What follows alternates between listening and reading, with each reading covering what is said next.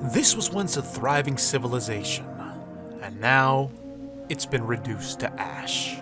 What started as a project to solve the Earth's energy crisis ended with the birth of this corrupted reality. Its former inhabitants, their mutated horrors, the first of many. The world is far more dangerous. It's broken, but not entirely lost. The remaining survivors explored this newly fractured world, and when the first dragon fell, a discovery was made. Powerful weapons, some of which were alive. With these tools, society rose from the ashes. Kingdoms were built, lands were reclaimed. For a while, there was a semblance of peace. But the world is still wounded, and many evils from the ancient civilization still remain. According to legend, the world will truly heal once these ancient evils are defeated.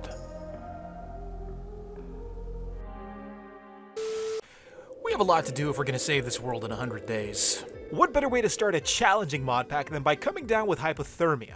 On top of that, there was a scary-looking enemy right above me, so I was going to go out of my way to avoid that. Thankfully, there was a beautiful tower just right next to me.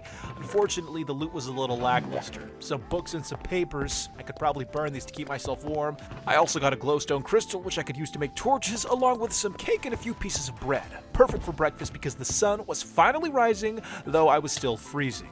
Across the way, there was a village nearby, and villages, well, that means free stuff, which is very helpful in a mod pack that makes simple processes like collecting wood difficult. This isn't working. Thankfully, there's a quest log that allows you to progress your way through the mod pack without running into too much trouble. If you play the mod pack, use this. It tells you how to chop down a tree by getting flint to make flint tools. Once you get flint, break it to get flint shards, and collect sticks by breaking leaves, and then once you have a stick, combine it with a flint shard to make a flint knife. Now that you have your knife, break up some grass to get plant fibers, combine those fibers to make plant string, and now that you have string, combine the 3 items to make the axe, which allows you to break up wood and convert it into planks. You just made it past the most difficult part of the game. Congrats! I went to one of the buildings and broke up the cobblestone blocks to make my stone tools. I'm gonna assume you know how to make those because now we have to talk about your health. Each part of your body has its own health bar, the most important being the head and the body. If either of those get to 0, then you die, even if you have a full row of hearts. So yeah, don't get sniped by skeletons. Once I woke up from my deathbed, I stepped outside to find a massive dragon skeleton. The dragon skeleton dropped dragon bones, which I couldn't use till later, but trust me, they're great to have. Once I went back to the library, I collected all of my items, then I was chased by a monster. But all that running worked up quite a thirst, so I had to find a water source to drink from. That's right. You gotta drink water. Just make sure it's clean water and not stagnant water, otherwise you get thirsty, and sometimes you may even get parasites. The next task was to gather as much XP as possible because I had to level up my skills. If you don't level up the skills, then you can't use some tools like this iron sword, which requires attack level 8. I upgraded mining to level 2, and then I went to go collect more materials because it was time to prepare for the meetup. Some friends were going to join me, but I couldn't find them unless I was able to survive basic things like weather. I was lacking armor, food, materials, even shelter. Although the shelter issue was quickly remedied when I dug a hole into a rock. There I was able to prepare more of my items, breaking up logs into wood planks. I also crafted cobblestone, and when you do this, be sure to keep an eye on your quest log because there are rewards for completing tasks like these cool hats. I've always wanted a beard.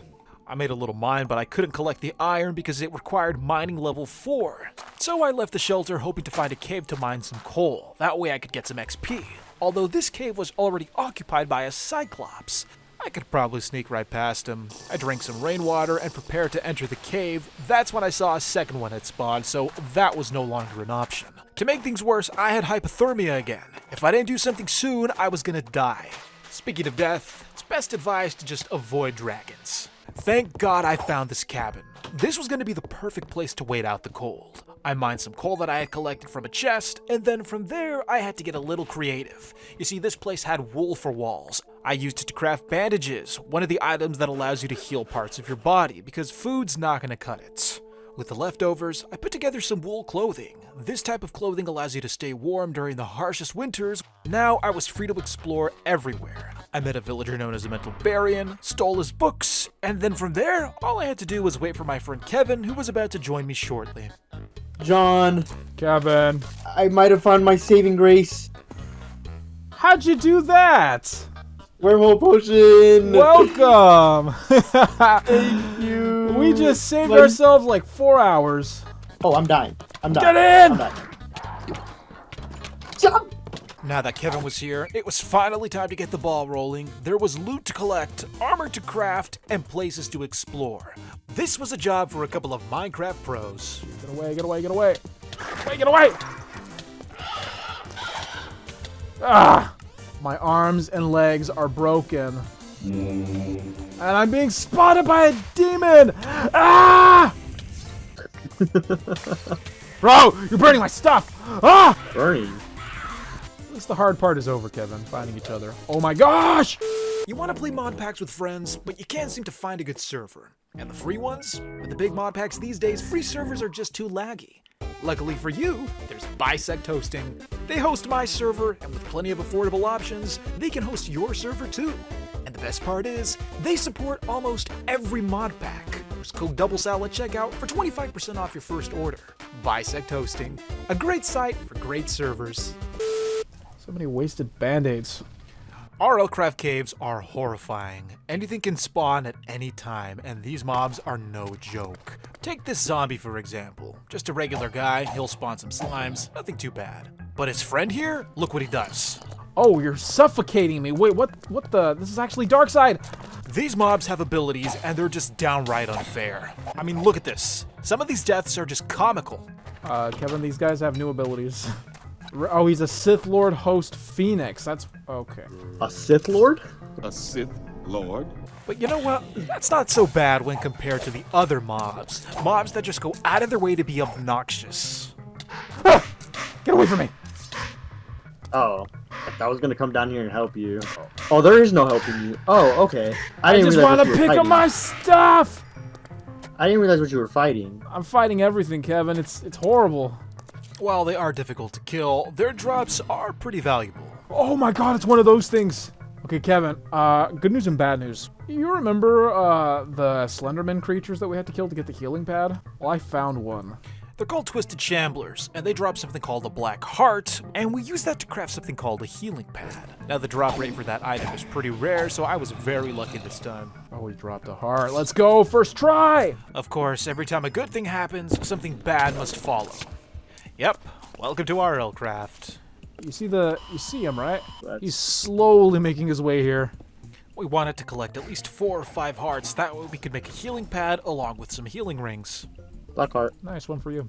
So if you get one more black heart, you can make both of us a healing ring. I found something called an Ender Lily Crown, which I put on. Basically turns you into an Enderman, and when a skeleton shoots you, you teleport. Bro, that's annoying. Ah! That stuff is gone. Darn! Every time I get shot because I'm wearing the crown, I teleport, because you know you can't shoot an Enderman with the bow. So you just... I teleport somewhere and then I die. Like, I don't know where I am. I don't know where I died. This was a small setback. Thankfully, my instincts were telling me that there was armor in the floorboards. Even though I had some gear, I wanted to be a little more cautious than last time. So, Kevin and I were going to devise a way to get XP without putting ourselves in harm's way. At the library, we ended up implementing something called the Kevin method. Trade all that. Jeez, that's the method. Wait. All we had to do was trade the librarians their own books back, and there were tons of bookshelves to collect from. It's not the most effective way to get XP, but early game, it was great. Get me a Big Mac combo with a Coke. Kevin, what's your go-to McDonald's order? What's the Kevin meal? Makes me sound like a big bag. The go-to Kevin meal is double cheeseburger meal with a McChicken. Damn. Things were going okay, and then Robert decided to join. Trying to play this out. Like, you guys just be dying over and over and over just to get a good spawn. You know what? I hope you spawn in the ocean. I hope I do too, so I can show you guys how to play Minecraft, RLCRAFT.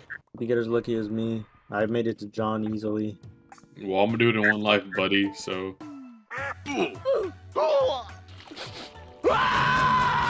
Bro, I'm not playing this Modpack. Sorry, I'd rather play a different game. With Robert gone, we had space for more pleasant company. Wait, where are you guys? Where are you, John? Are you safe? I'm at a village. Where? What's up, John? Let's go. Let's freaking go, bro. Oh, Oh find a my world God. potion? Yeah, I'm a chest. After getting together, we split up. That way we could get more resources, although some of our expeditions weren't as successful. After, we got a sign it was time to move on. What the fuck is this, bro? As soon as I got the alert, I knew this entire village was a lost cause. There were hellspawn everywhere, burning every building. Kevin, I think we have to make a tough choice. Destroy the beds? Or I- run away as far. Take a random bed and run as far away as we can. Are we doing it now? I'm getting out of here. Ah! Oh no. Really? Are you dying?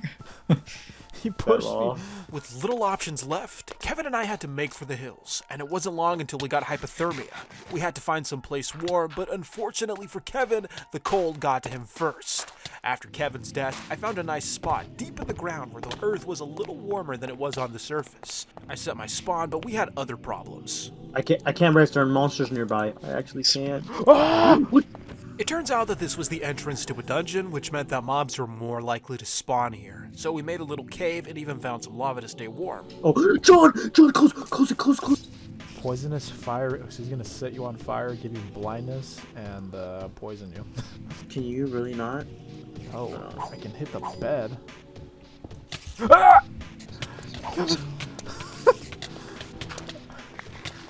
Kill this one. Son of a bitch. Olivia, Son of a bitch. John. sleep in the bed. I'm trying. There are monsters here. So yeah, we were evicted by the mobs, but there was a saving grace to all of this. We found a desert nearby, and despite the season being winter, deserts were perfect because it was warm there all year round. So shall we choose a house? It's a little different, but you know what? People say that change is good. Ah, I see. After picking our brand new home, it was finally time to get started on this long RLCRAFT journey. Now that we had shelter, my main priorities went back to collecting XP. There were some monsters nearby, so I took advantage of that. After collecting their XP, I wanted to get some resources along with some XP from coal, redstone, and lapis, you know, those types of blocks. And there was a cave conveniently located under our house, so that wasn't going to be a problem. On top of that, there was a dungeon inside this cave, although I was a little hesitant to go inside as I had no gear. And as soon as I saw the Vexes, I knew I was way in over my head. Here's a little tip for you. If you see a Vex in this mod pack and you have no gear, you may as well run. They always go for the head. Didn't think I was gonna make it. I placed a torch hoping that the Vexes would stop spawning, and once the spawner was broken, I thought that would be the end of my troubles, but I was so wrong. They kept popping out of nowhere, so I wasn't making any progress. Plus, when I got back to the village, there was an entire zombie raid going on. Oh my god, there's like a zombie outbreak in this village. What's happening? All of the villagers, all of them, massacred. There wasn't a single survivor. I was rushing to get my stuff back, but these zombie villagers were getting in the way. Now, around this point, I was beginning to question if this was a task for one man. These were not normal mobs, and dealing with them required a special strategy. If it wasn't obvious by now, rushing into these places, well, that wasn't working. We had to take a more tactical approach, placing blocks down, making barriers. Even the outside surface was a hassle. Everything required a plan, and the first step of that plan was to craft a backpack. There's the crafting recipe for the backpack. You put one of those together, and like that, you've doubled your inventory space. Next, it was time for weapon upgrades. RLCRAFT provides you with a large selection to choose from, and then defense. I made a shield, but you can also upgrade them. In this case, I chose to craft an iron shield, one of the best shields early game. And here it was, my early game setup. Iron armor, iron shield, it was time to put it to the test.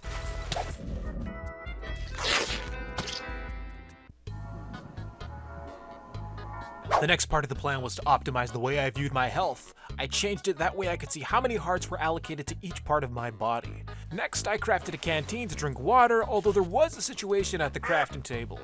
What happened to my thing? What the heck? Give it back. Here, I put it back. No, like My iron I is went in gone there, put mine in too. there. Bro, I put mine in there. Bro, I need to Wait, give some iron. Bro, that was crazy. No, Xavier took the like I put my crafting stuff table. in there. It's I so put good. all of my materials in there, side. and then I clicked OK. I saw you standing there. I'm like, uh-oh. Remember, in this mod pack, all of the water is dirty, so you have to filter it. Thankfully, you can make charcoal filters, you put it on your canteen, and like that, your water becomes purified. With all of our prep work out of the way, it was finally time to do a dungeon together. Is it a normal, like, cave, the though? boss Like, one. normal temperate cave? I mean, that's all The I boss have. dungeon. I haven't been in it. It's the boss one though. The one where you get like pets after you kill the boss. With plenty of daylight left, we rushed to this new dungeon that Xavier had discovered, while also appreciating the ruins of this once thriving land. When we got to the village where the dungeon was, we clicked the waystone, that way we could respawn there if we died, and in this mod pack, death is almost always guaranteed. We started off poorly by swimming in the water. We probably should have built a bridge. It was winter, the water was freezing, and by the time we got to the dungeon, we were going to die of hypothermia. Thankfully, we had some fire along with some lava to heat ourselves up. Once we were warm, it was time to begin. Yo! Oh, it's one of these! Close the block! Who broke it? Kevin, place the block back. There's nothing scarier than a Minecraft mob that can break blocks. I mean, it used to be limited to creepers, but now trolls, husks, they can break blocks, and that's kind of a problem. Jeez, what a mess. I don't know how you guys didn't get sucked in. Like I literally like I did get sucked I wasn't in. We all I got wasn't sucked even in. like Josh shot my brain and I died. Like, we... Like what the heck? I shot you? Yeah. Hey, Oh my god, we're getting pulled in. Bro, be careful with that bow. Kevin, Oh are you my on the other God, side? Stop. Oh, What? his backpack just broke. Put more blocks. Put more blocks. Okay. I don't know what these monsters are called, but I hate them with a passion. Anything with a gravity grab, I hate it. It's so unfair. They suck you in, they rip your face off, then you gotta swim through the water to get pounded by these water monsters. It's just horrible. But it's not the death that annoys me. It's the fact that we both died in the same spot. Now all of our items were mixed up. We don't even grab it all. Oh! They're just sitting by the entrance, both of them. Chest galore. Natural selection. Natural selection. I'll push you. I'm coming. Kevin put our stuff in a chest, and Xavier got there first, so as a result, I got stuck with items I don't remember owning. Who has the good chest plate? What the? What the? There's another one. Sorry, John. I'm just gonna put it all in the chest. We can sort through it right now. I don't have my helmet. I got stuck with a crumbling chest plate. I know that was not mine. I lost my fucking cobalt shield. Even after all that, we still decided to charge in. I honestly don't know what we were expecting. Oh, son of a bitch. Son of a bitch. Son of a bitch. I'm sorry. I'm so sorry. What the heck? You know what? I want to do a different dungeon. Yeah, I'm done with this dungeon. Let's go fight zombies and spiders. So I just found out what I was missing. My bread. I had a lot of bread. Would you care for some watermelon? It's filling and hydrating. I need my bread. Give me the melon back. It's hydrating. Hey! Farmer Brim? Bad. What's it called? A Need a Farmer Brim? Brim? Oh yeah, it's a new day, a new hat. Why is her head so big? It's a mascot head. Represents. You have a bobble? Bro, that thing's huge. I got my cube. What the fuck? Follow me. So the last dungeon was way too difficult. Thankfully, there was something a little easier right under our feet.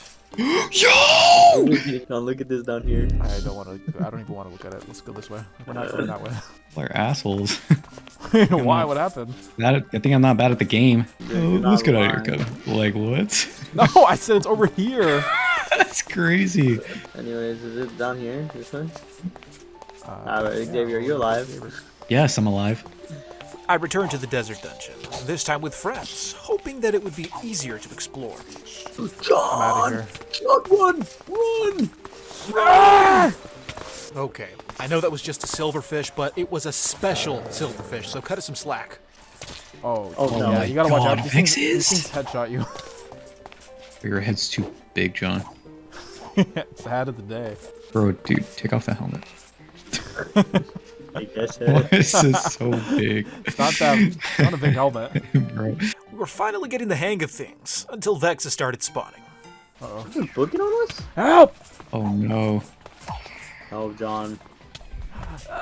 He's gonna kill me in one shot. Get it, John. We do it. AFK. I'm healing. We had to track the source of the Vexes, which we did, and it turns out that the spawner was in the worst spot possible. After making that discovery, I was killed by an evoker right next to lava. Don't tell me anything, Bert. Hey, open this door! Oh shit. What are you blocking anyway? Everything phases through the wall. There was mobs coming through here. I feel like this RLCRAFT is harder. It is Yo, harder. John, I've been trying to say that. I feel like I've been playing for so long and I've made no progress. Kevin was right. A lot of time had passed, and we had little to show for it. On top of that, the seasons were changing, and we had no proper way to track them. That was at least until Kevin decided to craft a seasonal clock. Oh no, we're Early cooked. winter. Summer was too hot, winter was too cold, and there were items to remedy that, but instead we decided to skip that and just build houses in different biomes. We would have our winter house here in the desert, and then we would have our summer house in a colder biome. That way we wouldn't succumb to the elements. The only question was, who was gonna build it? To travel between house to house, we would use another highway, but first we had to build a portal room, and that was going to be located deep underground. You know, as a safety precaution. Next, we needed to gather some obsidian, so we went to the nearest cave and began our descent. As we explored, we encountered a blighted troll, and these trolls are no joke. They're one of the mobs that can actually break blocks, so you don't want to mess with them. And then, of course, there's this disgusting rat creature. Oh my god, I hate those things. They may be small, but they are lethal. As I was making my way back to my items, I noticed that the blighted troll was standing directly in my path. Cherry on top was the zombie baby villager that spawned just right in front of me. Ow, ow, ow, how'd you get in here? Burn! After dealing with that pest, I just decided to go for it, and somehow I was actually helped by a creeper. After he blew up, I was boosted to the wall, and the troll couldn't catch up to me. I picked up my stuff, regrouped with Xavier, and from there we pressed on. I smell death down there. Whoa, it was a wraith. Watch out. Get out of there. Even after multiple deaths and brand new mob encounters, we had yet to find a single block of obsidian. So this ended up becoming a simple mining expedition. That turned out to be a huge mistake. When mining, there's a small chance a rock monster spawns, and even smaller chance that it evolves into a lava monster if there's lava nearby. Lucky me. After being burned to a crisp, Xavier and I decided to change our objective. Instead of getting obsidian for the nether portal, we would kill trolls for their hide. That way we could craft an avian saddle. In this mod pack, you can tame rocks and fly around with them, so this was the next best thing. It didn't take long before we stumbled across a cave of trolls, and they were not happy to see us. Oh my These God. things are extremely strong, so you better keep your distance. I didn't have any ranged weapons, so I just emptied my inventory of any items I could throw at them. Then I had a legitimate idea. Hear me out, throwing knives. They're not that strong, but these things will chip away at their health in no time. All you gotta do is be patient and just keep throwing. You pick him up too? Yes, I can. Get John! Now, if you have a bow, then you don't need this idea, but I didn't have one, so this was the next best thing. A few minutes and a whole lot of throwing knives later, we were able to collect all of the troll hide that we needed, along with tusks, and now we had to collect feathers and a saddle itself. Even though I had collected enough, I still wanted to have some excess, because you know what? There's never anything wrong with having some extra. After killing more trolls, I finally had my fill of this adventure. It was finally time to go home. With all of the hide in my inventory, Xavier and I carefully climbed out of this ravine, trying not to lose all of our progress from a stupid mistake, because it happens more than you'd think. Ay, me estoy quemando, me estoy quemando. Aquí yo te pongo agua, toma, toma, toma agua, toma, toma. ¡Ah! Finally back at home, it was time for an expansion because the chests that we had were taking up too much space, and after our little expedition, we needed more storage. There was also the matter of blocking out these toxic waste pits that spawned monsters, leftovers from the old civilization.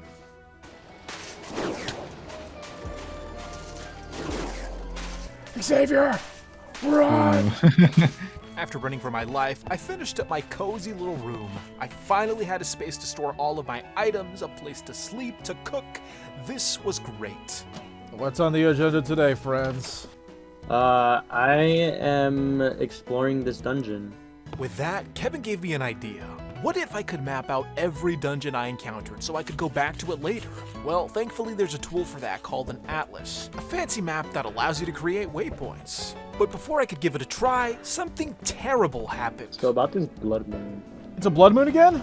A blood moon increases monster strength and spawn rate. Basically, you get swarmed. Xavier, there are cactus men outside. The cactus men are here! Go, John. They killed me! I died! Oh my god, Xavier, it's horrible outside. Ah! I can't even, like... Look, he picked up that zombie! The zombie killed him. That's insane. There's a creeper out there. We might want to close the door. How? Where are you, John? I'm outside! How? Why is it 2 blood moons, like in the past 3 nights? No, I'm actually it is so- thinking. Ah! John, what do we do here? Let me in! Ah! I don't have a fucking axe. Open! Xavier! Let me I in! don't have an axe, bro. I don't have an axe. Like, Oh. Yay! We live. Yeah, we lived.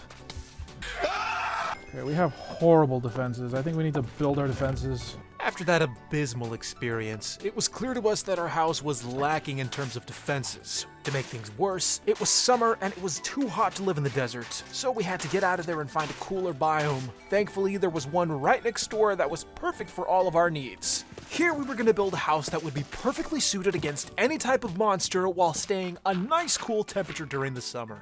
While waiting for the sun to rise, because, you know, we're not going to build at night for obvious reasons, we started talking about death, and somehow the conversation turned to planning our own funerals. Some of us were more open than others. I updated my last will and testament last night. My final wishes on what I want people to do with my stuff when I die, who I want to look at my corpse if there's a viewing. can I view it? No, you're not admitted to the viewing. Why? Bro's You think I'm gonna, gonna take a picture and post it in the group chat? Bro's Like, gonna make bro, a guess. No, I'm. What is wrong with you? Had Not that to evil. had to make sure my op was dead. What? Aside from morbid curiosity, why would you want to see my corpse? You know, for closure. Kevin, I throw a rock at your head, Kevin. Interesting. Hold on. Bounced I need a right slab. off. The next morning, we tried to go outside, but there were enemies blocking our way, and somehow this caused some infighting in our group. Hey man, who's trying to steal? Who's trying to steal? Xavier, you're a whore. You know that? I did not mean to do that, bro. I swear to God. Stole my XP and then just killed me? Yeah, right. We continued our summer house project, but we had to put that on hold because we were being assaulted by Mother Nature herself. These things were spawning every time we chopped down a tree, and it was pretty annoying. But as soon as the first blocks were placed, we were there to stay. I began with an outline just so I knew what the footprint of this build would look like. Then it was time to do a ton of terraforming because this was going to be one of our biggest builds in the world yet. Come to think of it, this was going to be our only build in the world. I don't know how we've made it this far like this. Alright, it's time to start digging. Everyone thought it was a great idea to add a moat, but nobody wanted to dig it. We all agreed to dig around the outline, but for some reason they were moving at a snail's pace. Bro, you guys are going so slow that all the dirt that I moved around has got grass growing on it now. We just started. This I whole, just started. look at this whole layer with grass. Look, I'm getting colder now. Like, I don't know how John. It's actually I don't know how John does it. I'm so busy working and moving around, my blood is flowing, so I'm warm. I think I got soft hands or something. Like, It took a while, but progress was starting to show. All these guys needed was some motivation. Tell you what, when we finish this job, you guys will be rewarded handsomely. Love to hear it. okay. How does a pizza party sound? Pizza party. Sounds good right about now, including I'm starving. We were finishing up, but then I got this weird message. Why does it say your hair's... Oh, is it because I'm cold? You're about to- What?! Yeah. I was not even get to I was finish my sentence. literally, I was was literally like, about oh, to say, you're man. about to get blown up. Yeah, you're cooked. Yeah, that's what I call teamwork. Nice. Our moat is finished. Let's Woohoo. go! We did it! Why am I getting another notification by lightning? Huh. It just told me the odds of getting hit by lightning again. Now that I knew that getting struck by lightning was a legitimate concern, I had to build this place fast. Until then, we continued to be assaulted by anything and everything that could harm us. Looked really It fun, came back Kevin. for me? Bro, I thought I'd let it up here.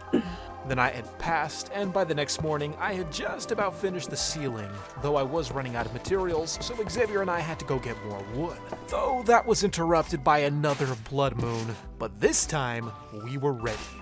Guys, we're just gonna sit this out, okay? Yeah, you get the vibe, John. All it takes is one enemy to pull like a grab, and we're just gonna. You fall into the moat, you're dead. At night, this place was a little chilly, so we had to craft a campfire if we don't want to succumb to hypothermia again. Once the campfire was crafted, we gathered around and waited for the sun to rise while the blood moon passed. I'm tempted to look outside, aren't you? I've been abused enough. I'm not gonna lie. Just Look over kidding. there. I see that one. Look at that thing is illuminated, but what is that? Oh yeah, you're right. Oh ew, that looks like a parasite mob. What is that? Oh, It's 5 a.m. that's not- Sunrise. That's no near sunrise. Eventually, curiosity did get the better of us, so we decided to take a little peek. Looking outside, it wasn't as bad as the last blood moon, but still not ideal to be out there. My main concern were the leftover monsters on the roof. I thought it was just a single silverfish. I was so wrong. Okay, I'm breaking None of through these things. the- Oh my god! Bro, what the heck is happening? It's daytime. We wanted to go outside already, and there were silverfish on our roof. So Why is that zombie upside down? What's going on there? yeah, I do see that. Not upside down. Yeah, you walk up to him. Yeah, he is. Bro, that is The definitely heck? upside down. I was feeling pretty good at this point. The moat had done its job, and we actually survived a blood moon. Things were finally going our way. Check it out. The What happened? Oh my god, Josh. Trial and error.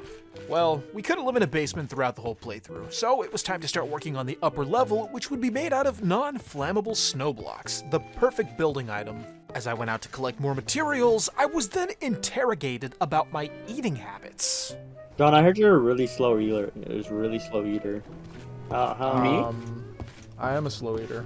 You'll pick up a fry, you'll eat the fry, pick up a napkin, wipe your mouth, lick your fingers. I don't do Pick up that. your burger. Pick up your burger. Listen to it through. Pick up the burger. Take a bite. Put the burger back down. Wipe your mouth again and then go back to the bite. Is that what Yeah, someone that's said how I you presented do? That, John? That's not true at all. First of all, I don't eat fries by the Oh god damn it, fry. I'm gonna die. Actually, no way, Kevin. Whoever told you that is actually spitting. Second of all, I don't wipe my mouth when I eat fries. What am I wiping? Who told you I did that? The only person who could have said that to you was Xavier. Even though I don't even remember how John eats, but like now I'm just gonna agree with the narrative. Shit. It's hardly a narrative if it only came from one person. Leave a like if you think you eat at a decent pace. Moving on, it was time to make a summoning staff. With this, we can conjure allies to fight on our behalf, but not before creating what's called a soul gazer. That's why I'm smelting these diamonds here. I use the diamonds and combine them with bones and gold to craft that right there, the soul gazer. And the soul gazer is used to study the mobs that you want to summon, but we'll get back to that later.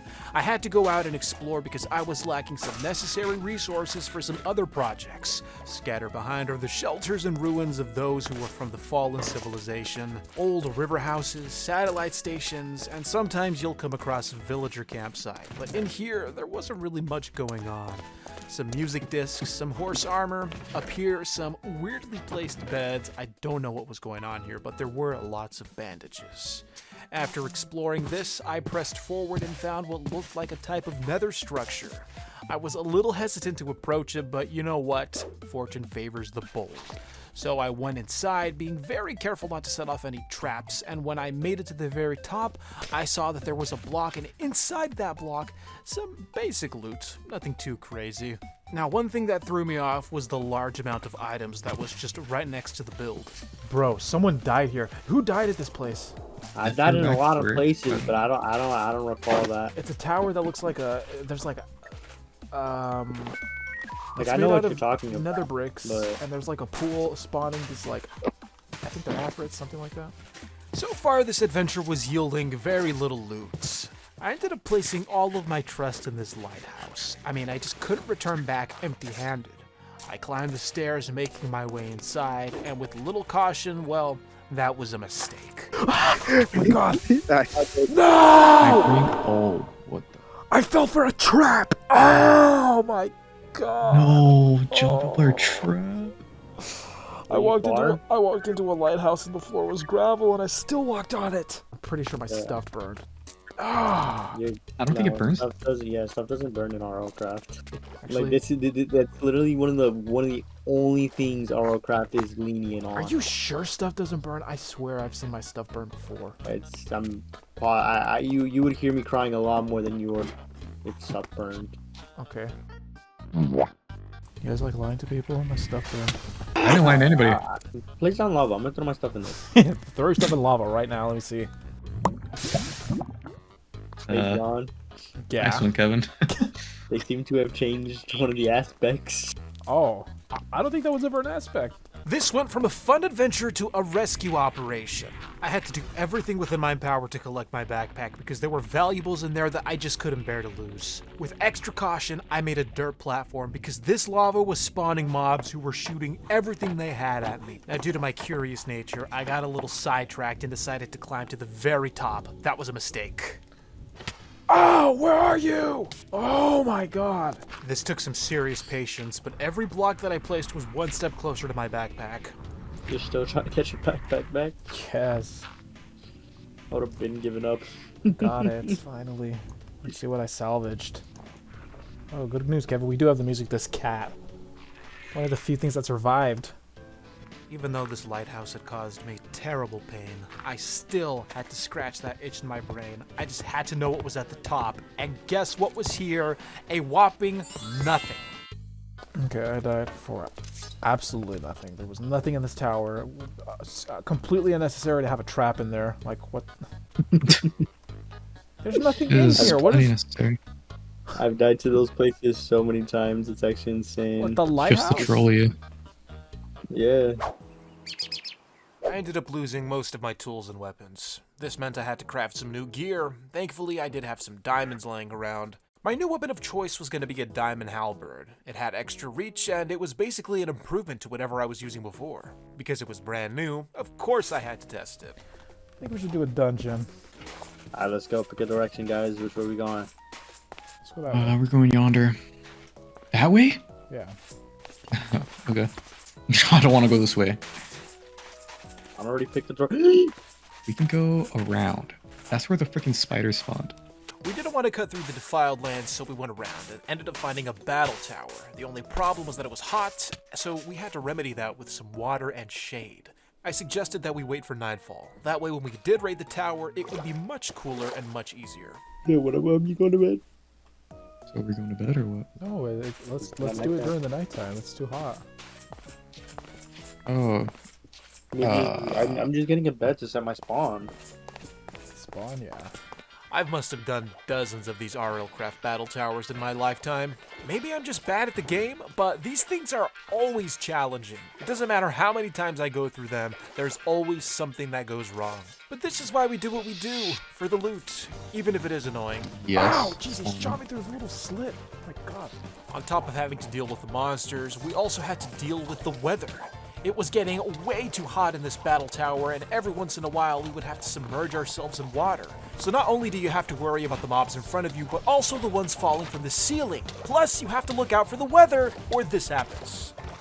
Of course, not every battle tower is like this. We just so happened to have chosen the one that was in the middle of a desert wasteland. But it gets worse, because the zombies can now use pickaxes. John, they have pickaxes. This was an absolute shock to us. We were gonna have to rethink our entire battle tower strategy because now they could break our defenses. Oh my gosh. It was like we were witnessing the zombies evolve in real time. Thankfully, I was able to make myself a little barrier while they were all aggroed on Kevin, so they weren't breaking any blocks. Tom, they have a pickaxe. I'm trying to kill him, but it's kind of hard. By the time we had contained the swarm, so many blocks had been broken that the staircase was left in ruins. Now, it may not seem like a problem, but when you have poor coordination like we do, it's a big deal. Hey, why'd you not say anything? Because it happened to me right now. For every level that we climbed, the more challenging the battle tower got. To put it plainly, our deaths were starting to add up, and some of us were beginning to be a little more careless. What is wrong with you? Don't break that. What the? I thought they were spiders. Guys, we have a problem. Bro, you guys are. Bro, They're protect that going- area. They're going through the side. Oh, Olympus has fallen! Bro, guys, protect it. Do not block off the water. I'm actually falling down. Sharpshooter precision, that's what that was. I mean, how more accurate can that thing be? One shot, straight to the head, instant death. The only benefit to there being so many mobs was that eventually they start fighting each other. This was a small window to get my stuff back and get my revenge. With the troll dead, I picked up my stuff and I tried to get away, but that wasn't before I caught the attention of these toxic enemies. The same ones that have been plaguing our village throughout the entire playthrough. They had me backed up into a corner and I was fighting for my life. After a couple of close calls, the last one was finally defeated, and so much time had passed that the guys had already made it to the top. We had to be very careful not to set off the battle tower golem. That thing is strong. Don't open that chest, because the next one is the guardian. Kevin had every right to be concerned.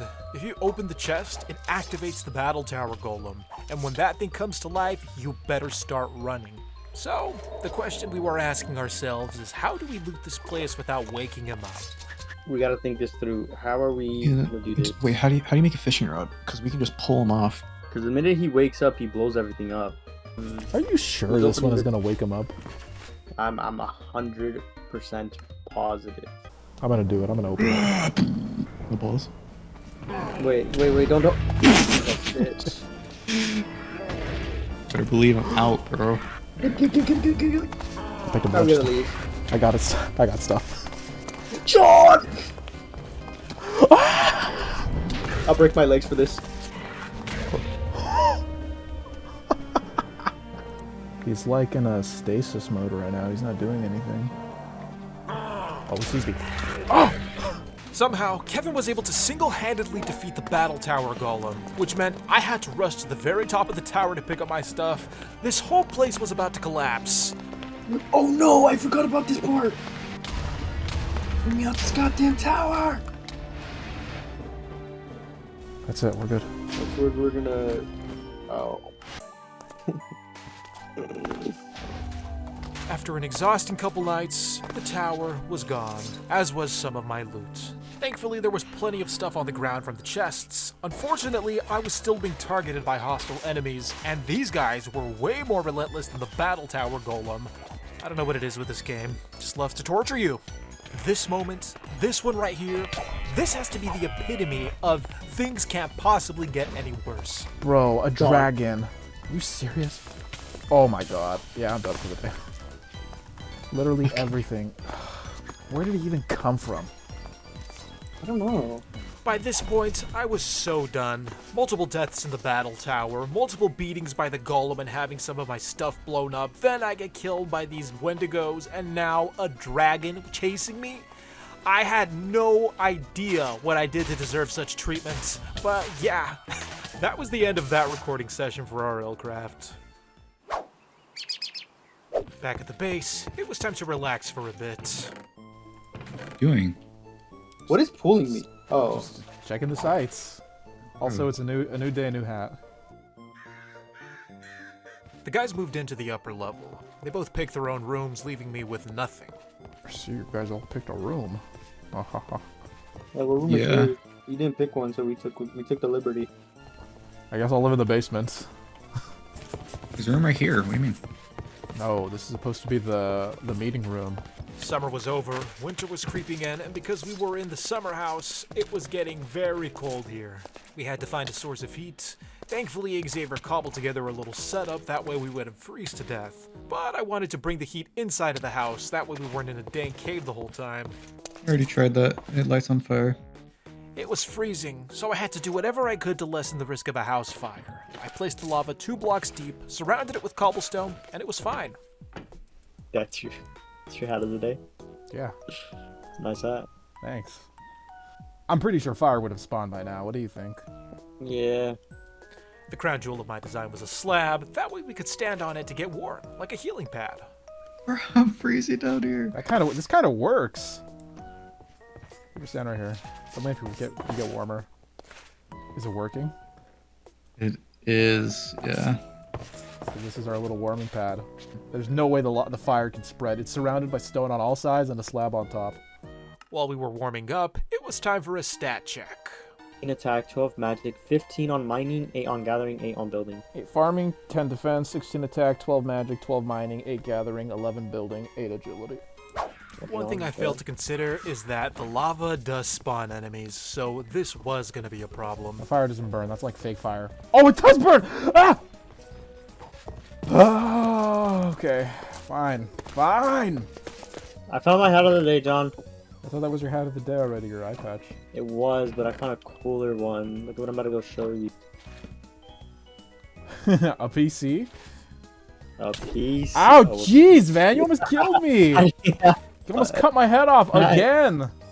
Again? What do you mean Again, in the battle tower, you were like rushing in front of me, swinging the sword, and you almost killed me there too. In the staircase. I had accidents happens between friends. All this shit. No, that's 2 accidents already. If it happens a 3rd time, I don't think it's an accident anymore. Alright guys, code red, we're in early winter. I repeat, code red, early winter. Time to migrate back to the house. That house is undefended. During the nighttime, we made our way back to the desert base, but that place was lacking some supplies, so when the sun rose the next morning, we got together for a supply run. This was also an opportunity to check out the defiled lands next door. We can go that way. Oh, there's a quadric. let's go this way. The defiled lands were no joke. It was a toxic, corrupted wasteland littered with ruins from the old civilization. We had to be very careful, as mobs were very prone to spawn here during the day.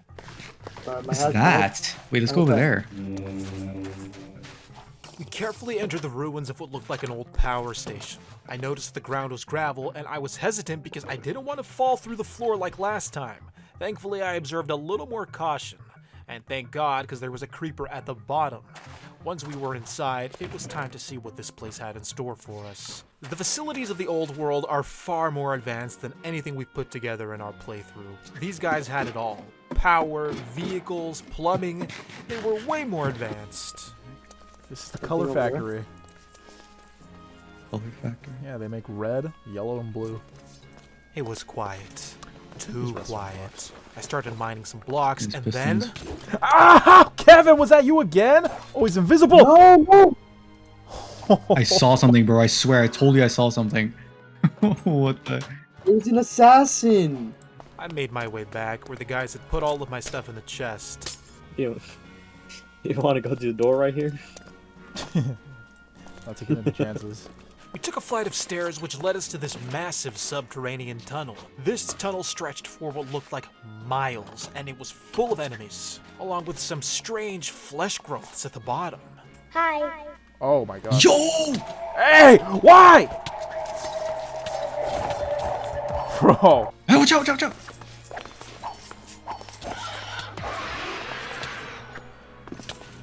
What are the hitboxes on these enemies? I was way over here and I still got poisoned.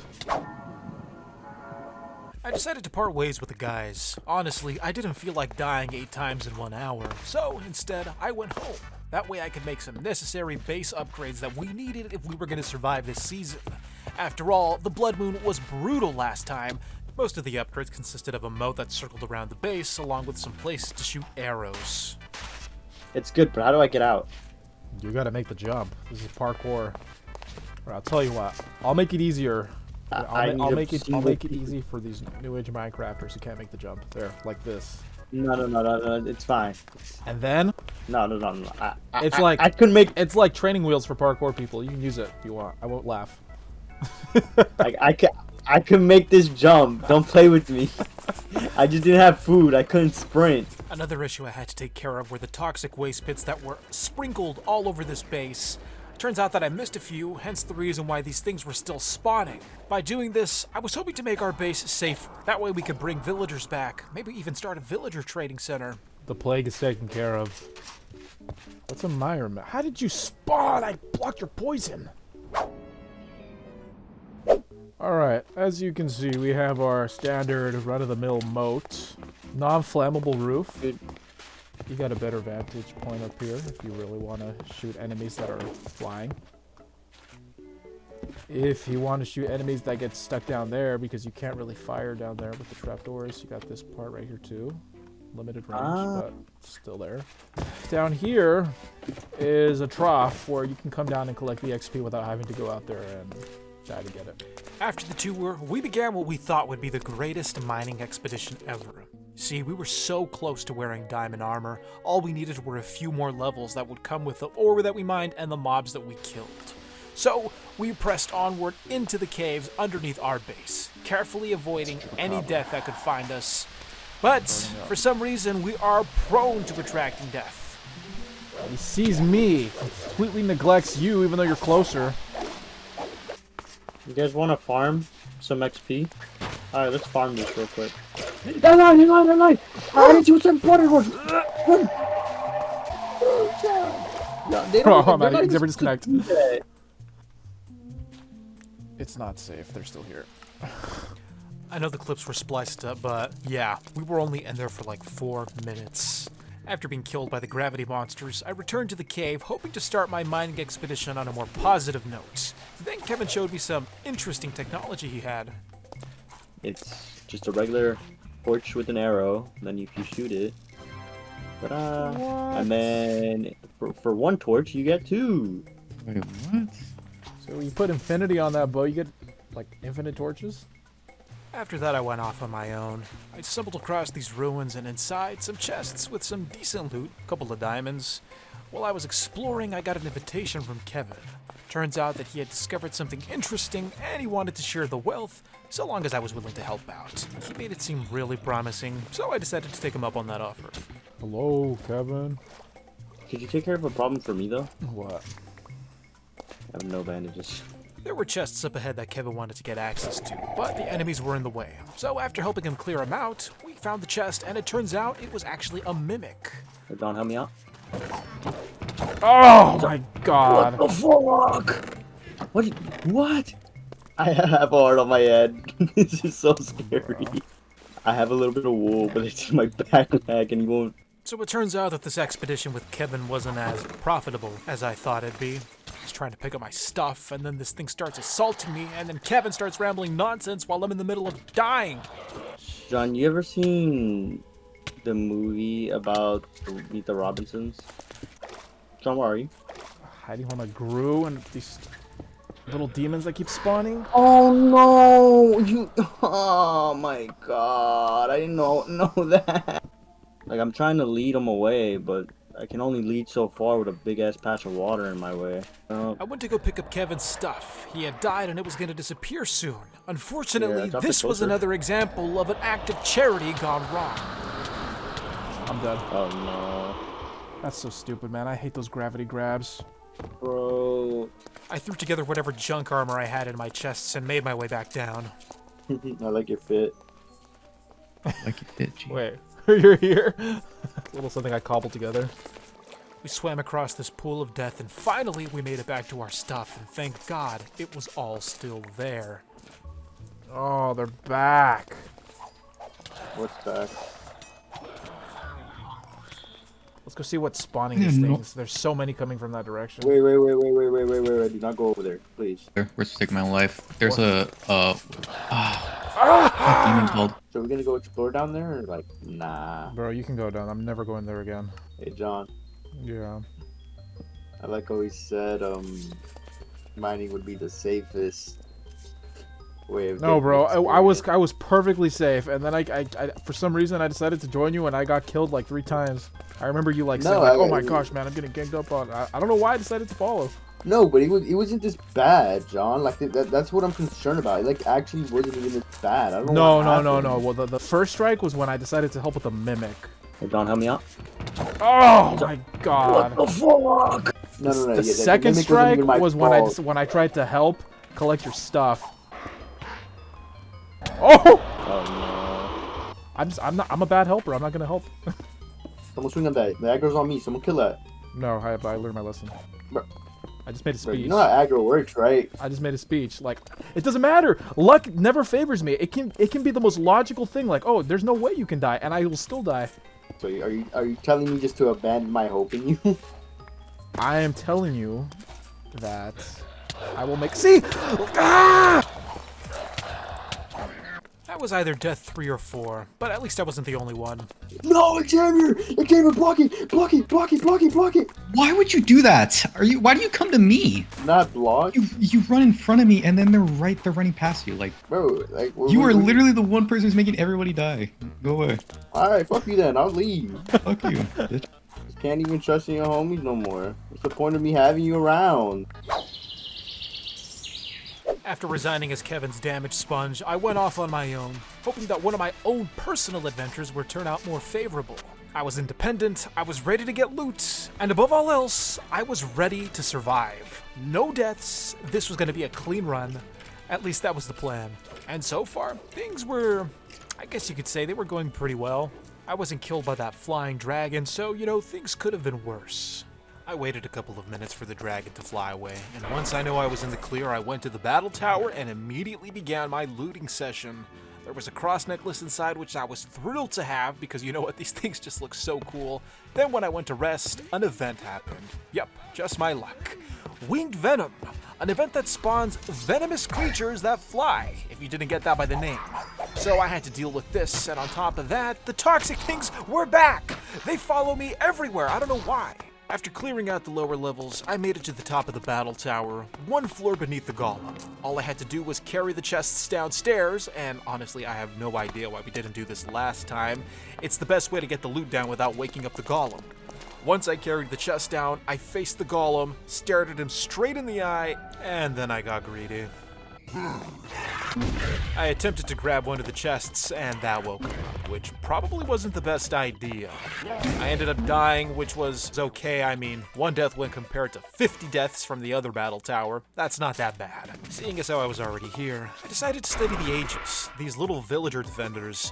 You can summon them with the summoning staff, and they will fight and die for you. An absolute must-have if you're going to play this mod pack. I returned back to the house from my long adventure. When I went inside of the castle, I noticed that some renovations had been made. Looks like someone had been up to some interior design because this place looked amazing. We had carpets, paintings, paper doors. This place was really coming together. Kevin came out to greet me, and then he gave me a tour of our new lavish home. After that, it was finally time for the moment you've all been waiting for, the hat of the day. I gotta change my hat of the day. Back to the original days. Let's go. Look at that. I gotta get good hats. I was gonna get that one, but I forgot to get it. I look goofy. It's a nice heart. Why green? Gee, that's just the most I had the color of. Matches our outside too, though. Yes, it does. I just noticed that. Wow. Here, you get knowledge. Thank you. Good knowledge. Any plans for the day? Yes. Yes, there are. What plans do we have? I want to get a healing ring and a healing pad. At the hearts, we just need the Scarlight. Project Healing Pad had been stalling for far too long. Our biggest problem was coming across a rare gem known as Scarlight. Now, in the Defiled Lands, Scarlight is basically the equivalent of a Minecraft diamond. It's rare. The first step was to get off the surface and find a cave. As you can see, there are pools of purple everywhere, and those are going to spawn some toxic enemies which you don't want to fight. Once we found our entrance to a cave, we had to avoid these little fairies. These things are obnoxious because they'll go into your inventory and steal an item, and sometimes you won't even notice. Next, we had to mine this purple ore called Umbrium, and this orange ore, I can't pronounce that word, but basically it's coal, the coal equivalent of this mod. How are we looking on Umbreon? I have 12. I think something's stolen from you. I didn't know if it stole from you or from me. Was something stolen from me? Bro, we gotta kill them all now. You don't know. I need to know. This one is glowing. I feel like this one stole from us. Jeez. And then he wants to be So the crystal mob ended up killing me, and while I was making my way back, I began contemplating alternative ways to get the rare gem Scarlight. Do you have enough diamonds to make a diamond block? Do you have the powder? Turns out that if you have a certain mushroom powder, you can convert a diamond block into a Scarlight block. That was going to be a huge time saver, so we left this area, but one of my items was stolen by a fairy, and I didn't even notice it until like much later. Then I was being chased by these frozen monsters through the desert, because that makes sense. But thankfully, after all that, we were able to produce our Scarlight gem. Actually, no, I need one. Keep the extra one for a ring. Wait, what are you making? Are you making a healing pad or a... I'm gonna make a ring and a healing pad, but this is a community healing pad. Because I only had one black heart, I had to choose between the healing pad or the healing ring. So I ended up crafting the healing ring instead. Hey, Kakarot. How you doing? Oh, you like my hair? Yeah. When are you gonna change your hat, Xavier? I don't know. When I get something cool. Oh, it's cold Looking here. cool right now. Are we in winter now? Wish me luck, guys. I'm gonna re-roll the quality of this diamond sword. Oh, bro. I got 4 diamonds. It's quality worthless, so it can only get better from here. Vicious. Okay, you know what? I can take that. Vicious is actually decent. 15% attack damage minus 0.5% reach distance, but... Oh, that is not what you want to hear. Fine, I'll roll again. Should I roll again? Fine, here we go. Bro, I got worse. Alright, I'm going all in.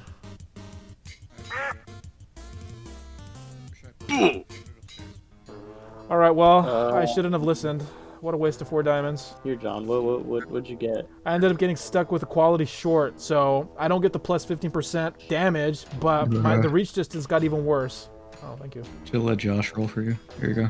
Here, John, put this somewhere cool. Okay. I hope you get something good with those 4. So do I. Rusted. Okay. Okay. Skill issue. Nice. Keen. I'm keeping this. I had a keen on mine. I think I have keen on my diamond saber. Where's my diamond saber? Yeah, I have keen on my diamond saber. I'm not using my diamond saber right now, but I have it. Kevin, wait. I know. I know where we can go. We have to right a wrong. Well, I'm gonna right a wrong. Yeah, we can right or wrong. I don't mind. Where are we going? That dungeon that we went to when we escaped the hellspawn. I can't rest. There are monsters nearby. Ah! Ah! Kill this one. Is there an anvil over there? Oh, you're talking about that dungeon. Yeah, I'll meet you there. Well, we're not far from your original spawn. We're pretty far from mine. This place? Ah, look at this relics. Okay. Oh, we bed? never even Is our bed still started here? this dungeon. Yeah. Yeah. We never even started this dungeon because we got killed. Talk about a blast from the past. It had been a while since we had been to this dungeon, not since the early portion of this playthrough, but now we were back and more prepared. It was time to see what this place had in store for us, though things were a little sketchy as underneath our flammable floor was a nice large pool of lava. I walked around looking for a good starting point, while also keeping an eye out for mobs when I should have been keeping an eye out for my own allies who were killing each other. I'm gonna assume that was an accident. I was like, I could have sworn my shield was up and he didn't break it. Bro. It would have given me a thing. I have no way back to get home. Jeez, Kevin, you're stacked. Did any of my stuff fall in the lava? No. Oh, shit. Kevin, about that lava. Did it fall in the lava? Me when I don't help. All my stuff is in my backpack because I have to make space for his inventory items. Oh, Kevin, I thought you were a monster. I was gonna push you in the lava. We gotta put this out. What? There's like lava underneath us. If this floor burns. I'm going in. Wish me luck. Oh man, I need throwing knives. I'm sending in the cavalry. Go! Kill them all! Uh-oh. Oh! Whoa, fellas. Fellas? Oh. We have a problem. I'm trying to handle the problem, but there's Ifrits fucking lighting this bitch up. We need answers. Is this mine? That's Kevin's. No, that's Xavier's. Mine is in the hallway. Yours in the hall. Yeah. As I was collecting my things, I noticed that there were some blocks missing in the ground, and from there, I immediately knew that I probably lost a few items. I wasn't gonna bother with this place. Body job. You know what? This dungeon is garbage. Let's go to the other one, Kevin. This has already become unprofitable. We each took a death and calling quits on this dungeon. Oh shit. It's like, it was already a bad start when there was lava underneath the flammable floor. Evil things over there, and they're coming towards us. What is that? Oh! Yeah, it's time to go to bed. It's a bow. It's a bow problem. Check it out, guys. Look at the power of the moat. Actually working this time. Alright, let's go to the desert dungeon. I miss the old RLCRAFT. What's wrong with this one? Bro, so many leveled mobs and like mobs that are like special keep spawning. Have you seen the gay cow? No.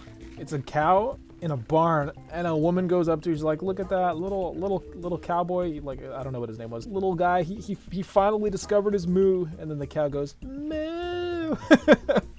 What the hell? You've never seen Actually, no, I think I have seen that. I've seen You guys sent that. This is the zestiest moo. I went, moo. I thought it was fake. Well, it sounded fake. It probably is. It was time for Desert Dungeon number 2.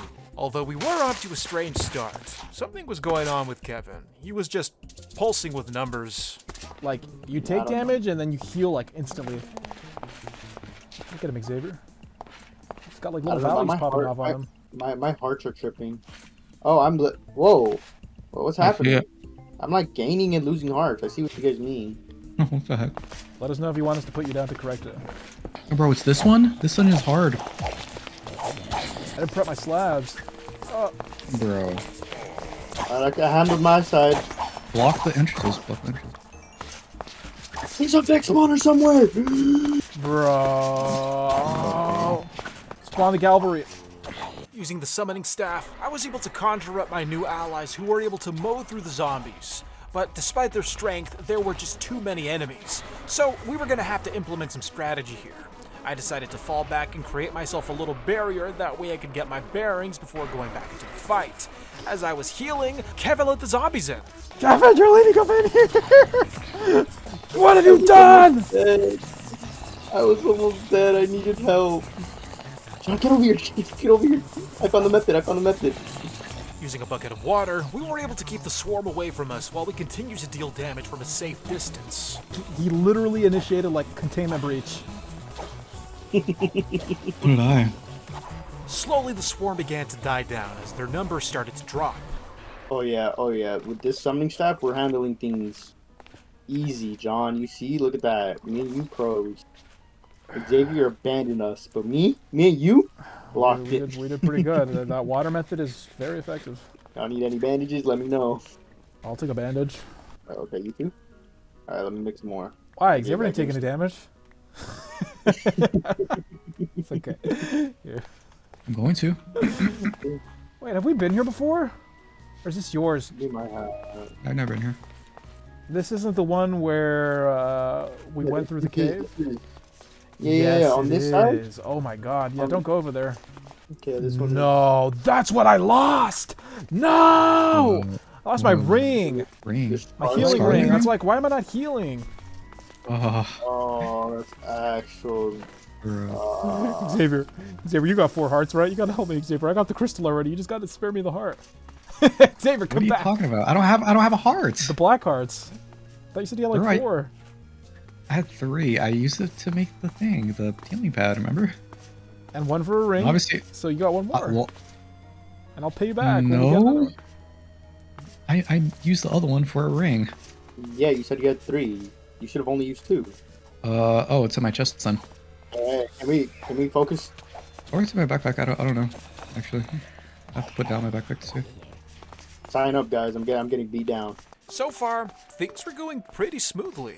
We did have a couple of hiccups here and there, but we were making progress. At least more progress than we usually make in these dungeons. Then the Vexa started spawning, but even that wasn't enough to drive us back this time. It was looking pretty good. 1 potion of lightning and it's over. Actually. Think it'll get through? Yeah. It's like a splash damage potion. Gone were the zombies. Now we were dealing with a new type of enemy, evokers. These things, as you may know, are very strong and they require extreme caution. We ended up building little barriers to bait them over and then kill them when they were stuck behind our slabs. I heard a splash potion. Back up. Drunk it out, drunk it out. Kevin had every right to be worried because behind me was a witch, an RLCRAFT witch which blows you up or zaps you with lightning. I failed to hit it and ended up lighting our barrier on fire instead, and as you can see, I paid the price for that. How do I even hit this guy? Do you guys have I might be able to get a little bit of my stuff. Okay, I got what was necessary. Where is it? Where is it? Where is it? Just take one for the team. the witches down there? I'm coming down. There we go. I sent my minions. Okay, I'm gonna block the thing. Oh, friendly fire. Okay, I think we can step out, but we need to be ready to run back in. So that was a horrible idea, one that I would take no part in, and instead I opted to mine a tunnel through the walls and just attack them from there. It was a simple yet solid strategy, so long as none of the mobs were able to break blocks. If they broke blocks, then that was the end of me, but thankfully, witches aren't known to do that. I ended up coming across this chamber with a chest, and behind the wall were more evokers. As for the loot, nothing special. Though I was concerned about the witch's ability to throw bottles of lightning at me, so I had to be extra cautious. I kept my distance outside of potion throwing range, and from there I just ended up dicing and slicing and chopping them up. That's what you get. The witches were getting bolder. They were willing to blow themselves up if it meant getting to me. Now that my barrier was broken, I had no choice but to fall back or push forward, so I pushed forward. I made a small barrier just to keep out the Vindicators, but one thing I forgot was that the witches had some decent range when it comes to throwing their potions. So I had to fall back. There was no other option. The sad part is that I burned to death. The even sadder part was that once I returned to get my stuff, the zombies were back. Huge swarms of them that overwhelmed me with their numbers. I had to fall back to the main staircase, but the zombies were too powerful. Working together, they were trying to blow up the barrier, and with a gravity grab, they were trying to pull me back in. They're breaking, they're breaking blocks. Oh my god! I conjured my summons before getting a potion smashed in my face, and then from there, I just had to retreat completely. Thankfully, Xavier poured a bucket of water to douse the flames. Then I returned, and it turns out that all the zombies were dead. Somehow, Kevin, once again, single-handedly destroyed every single mob. Now that the path was clear, I could safely return to my work site where I was continuing to loot the chests. Back in the main chamber, I made a left and discovered this massive cave complex. And inside the cave complex, more rooms and a deeper portion of the dungeon. I was keeping extra distance between myself and the witches, only using summons to deal with them now. I wasn't trying to go through that whole nightmare scenario again. Once I did that, I saw the rest of the dungeon down below. Jeez, they're suicidal. Witches. Tons of witches, very aggressive, ready to blow everything up, even if it meant blowing themselves up. You hear all that lightning? Those are all the witches underground, just fighting each other. It's like a fight club and we didn't even know it right underneath our feet. But it's safe to say that this, aside from the battle tower, was our most successful dungeon expedition ever. We actually made some decent progress. Despite our success, I still lost some XP. So I crafted an XP tome, which is a nice little book that stores all your levels. We then had a little run-in with death itself, but you know what? Since we had the XP tome, even if he did kill us, that wasn't going to be a problem. Because if I lost all my levels, I could simply reclaim them by right-clicking the book. This tool was making us feel confident. In fact, we were feeling a little too confident. So confident that we went all the way back to that purple dungeon that demolished us last time. You know, the one with the gravity monsters. This time it would be different. We had better armor, we had better weapons, and above all else, we had a better understanding of our enemy. The plan was to dig a tunnel right underneath the spawner to break the block. That way, if anything did spawn, we would be safe underground, so long as the enemy had a height of 2 blocks or more. Oh, what was that? You gotta be kidding me. You gotta be kidding me. Why is there lightning? That was me, sorry. Where did that rat come from? Now that I knew that the Chaos Rats were in here, I was a little more hesitant to dig tunnels, seeing as how I wasn't able to block him when he rushed me. So instead, I decided to probe the chamber with my summons. They would go out and explore, see what spawned. We had to see how close we could get to the spawners before the mobs started appearing. Check That's crazy. When you take like 3 steps forward, the thing starts spinning around, like the block starts activating. See that? Oh, yeah. Scared. Bro was already gonna block me he's in. there. I'm He's already not, there. bro, I'm not going. I was making myself a barrier so that he wouldn't I was pull me. ready to block me in. After losing a coin toss, I was mentally preparing to rush the spawner. Bad idea, by the way. I'm putting my life on. Ah! Sean, be doing? Chupacabra! Half a heart in my head. Oh. I better be commended for my bravery if I pull this off. Don't do it, John. Don't do it. Oh, that is genius, actually. The one to the right of There. the one to the right of you just activated, so be careful. What? Trite's coming up The here already. trites? They're coming to me. They're coming to me. With the first spawner broken, it was time to break the other 2. But they were spawning what was called a trite, a horrific spider-type creature that applies withering. I wasn't going to deal with that. No one could pay me enough to deal with that. So I tunneled right back to Xavier. What the heck? With the help of Xavier and a few summons, we attempted to break the trite spawner, though these little guys were relentless. After dealing with them, the spawner was successfully broken, and like that, we had finally conquered the first room of this dungeon. With every threat gone, the game decided, hey, why not make one more? Why did you spawn right in front of me? I literally just saw him pop right in front of me. That's so stupid. Oh, he literally just spawned there. I'm not gonna lie, friends. It was all downhill from here. Inside of the next chamber were more trolls, more of the chaos monsters, and as for the loot itself, there wasn't that much in the chests. The reward in no way outweighed the risk at all. But due to our ambitious nature, we decided, hey, you know what? We made it this far. What's one more room? That's the wrong mindset to have. From here, everything that could have went wrong. Monsters were spawning, my backpack was broken by a troll, so all of that extra stuff was scattered all over the floor. It wasn't looking good for me. As for my main inventory items, they were right on top of the spawner of the gravity monster, deep in the chamber. So, this was a lost cause. Just leave that area. I don't want my stuff to despawn.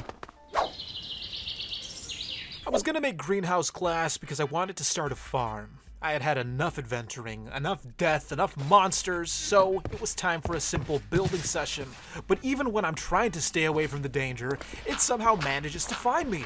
A dragon event, right as I'm about to start my project. But you know what? Thanks to the ingenuity of this build, I was safe inside the walls of this castle. Even if the dragons wanted to, there was no way they could get inside. Plus the outer layer, it wasn't flammable.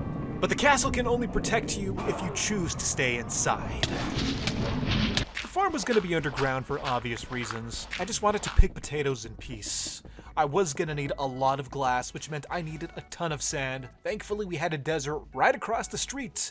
After collecting a fair share amount of sand and some sandstone, because, you know, sandstone is a beautiful building block, I collected all of these mini cactuses because I needed green dye. To make greenhouse glass, you have to combine the dye with the glass to get that nice green-bluish color. Once I had collected plenty of mini cactuses because they don't drop that much dye, I cooked them in a furnace using some of the fuel I had collected from the defiled lands. This type of material went a really long way. Once I had the green dye, I combined it with some lapis to make cyan, then I took my stacks of sand, put them in the furnace once again, and when that was melted down into glass, I was ready to craft the block. Jeez, a lot goes into greenhouse glass. I mean, it's not expensive to make, but you really gotta go on a scavenger hunt to collect all of these materials. Once the glass was crafted, and it was a measly 20 blocks, so I was gonna have to do all of that over again, then this happened. I was attacked by a grue in a perfectly lit room. Tell me how that makes sense. Please, someone, explain to me why this happened. With all of that out of the way, I could return to my project. Come on, I just wanted to build a simple potato farm. Once underground, I assembled a design that deviated a little from the Japanese style that we had going on upstairs. I went out of my way to place plenty of torches because up until this point, I had no idea that Minecraft plants actually needed light to grow, which Now that I think about it, makes sense. Photosynthesis and whatnot. Once the setup was ready, I began planting the crops. Potatoes. My favorite Minecraft food. They're cheap, they have lots of hunger saturation. I'm sure there are better options, but you know what? For the man on a budget, this is the way to go. Lastly, the greenhouse glass. The main reason I needed greenhouse glass was because crops in RLCRAFT grow based by the season, so they're not going to grow in winter unless you have the glass. Once the entire ceiling was covered in the glass, the potatoes began to flourish. Now that the food issue was addressed, it was time for another double sal adventure. I got my gear ready, and then I took out my XP tome to claim some of the XP I had been collecting. You see, I was going to use it to level up one of my specializations, that being the combat specialization where you can upgrade your base armor stats. Known as Iron Skin, this ability was very expensive, and I mean extremely expensive. Take a look at that. 23 levels just to upgrade it once, and once you do that, it doubles. Thankfully, I was aware of a source of XP that wasn't far from our base. All I had to do was teleport via the Waystone to one of our nearby villages, and there, next to the village, was a super battle tower. Unlike a normal battle tower, the super battle tower was 4 times as large, had way better loot, but it was also 4 times as dangerous. Thankfully, I was equipped to do this properly. You see, I had done these things a couple of times in the past, and I knew the strategy. But first I had to get inside. The first part of my strategy was to not take the main entrance. If you have friends, then by all means take the main entrance, but I wasn't going to do that, and you'll see why later down the line. I had to find another way in. Thankfully, there was a structure fused to the side of the building, which looked like a potential way inside. I cautiously approached the small structure, trying not to set off any traps because, well, after my little lighthouse expedition, I was kinda traumatized. I circled around the outside of the building, trying to get a feel for what was gonna happen. I mean, there was one spawner in there, but I just had to be sure. Didn't want to miss anything. Then I broke one of the bars, broke a crate with some pretty average loot. Then I decided, you know what, I'm not getting any younger, let's go inside. After breaking the spawner, I noticed that there was an interesting looking crate in the corner. So, I broke the crate, and guess what? It was full of monsters. These guys were weird looking. Not only that, but they had the ability to disappear while also applying blindness to me, so I'm glad I wasn't caught in that building when they did that effect. But they were pretty easy to kill. Once they were defeated, it was time to go inside of the big super battle tower itself. I could already hear the mobs on the other side. I could only hope that I would have enough time to build a little safety barrier just to create a safe zone. Once the first block of obsidian was broken, I placed a torch just to get a view, and wouldn't you know it, the skeletons were starting to gather. Thankfully, I had a bow this time. We were retiring the throwing knives. I had 2 main concerns. Number 1, the enemies that were spawning on the left, and number 2, the enemies that were dropping from the ceiling. It was riddled with holes, and there were spawners on every level. First, I constructed a little barrier, keeping my fingers crossed that nothing would drop on me, but you know what, a man can dream. It took a couple of attempts, but eventually, I was able to get a portion of the floor secure. The wood barrier was my first line of defense, the ceiling holes were plugged up with wood planks, and the staircase behind me was protected by another wood barrier. Now I was going to place little slits inside of the wall, that way I could attack the enemies while also decreasing the chances of getting hit by an arrow. There were skeletons in this building, and they were sharpshooters. Some of the enemies also had an ability called Vengeance, which is basically like thorns, and it's lethal, so you gotta watch out for that. In the past, I barely grazed enemies with this ability, but it was still instant death for me. I got a little braver, so I broke a couple of blocks to make some windows with some safety trapdoors to block any incoming arrows. The arrows were still very much a problem, but when I wanted to attack, all I would have to do was flip the trapdoor down and swing the sword. For a fortification, this was pretty effective, and as for the zombies that could break blocks, well, they could only break stone. So that meant that this wood was indestructible to them. With this type of strategy, taking over this battle tower almost seemed foolproof. I took it a step further by modifying my wall with some wooden doors. Turns out that zombies were drawn to them, they just couldn't resist the temptation of breaking them down. I added a slab for safe measure, and once the zombies were baited into this little kill room, they were dealt with pretty quickly. While defending my fortification, I noticed that there was a massive swarm accumulating behind my rear barrier. I had to get a peek behind to see what I was going to deal with, so I placed a slab, took a peek, and I was pretty relieved to see it was just zombies. Nothing I couldn't deal with. The problem started when the zombies realized that they could actually mine around the barrier. I didn't even know they were capable of coming up with strategies like that. I was so occupied trying to keep the swarm back that I forgot I had extra slabs in my inventory. Eventually, they were able to break down the last block between them and they poured in like water. There were so many of them, but thankfully, I was able to place some slabs down in time to prevent them from spreading further into my retreat room. There were so many monsters spawning that my game was starting to lag, so I had to turn the shaders off. Once the shaders were disabled, I descended down to one of the lower levels, the spider floor, I guess you can call it that. And, well, unlike cave spiders, these default spiders were too big to climb through the slits, so I was going to be safe here behind this barrier. I got even braver and tried to go down to the base level. There, a baby zombie was already waiting for me, ready to tear my face off. I attempted to build another barrier before I even went into the stairwell. The worst thing that could happen was one step in, and then all the zombies just appear out of nowhere. Once the barrier was complete, a zombie just completely ignored it, broke through, and my worst fears were realized. Well, almost. At least I was safe behind this block. Back in the stairwell, a blighted slime spawned. One of those defiled lands ones, the pink ones.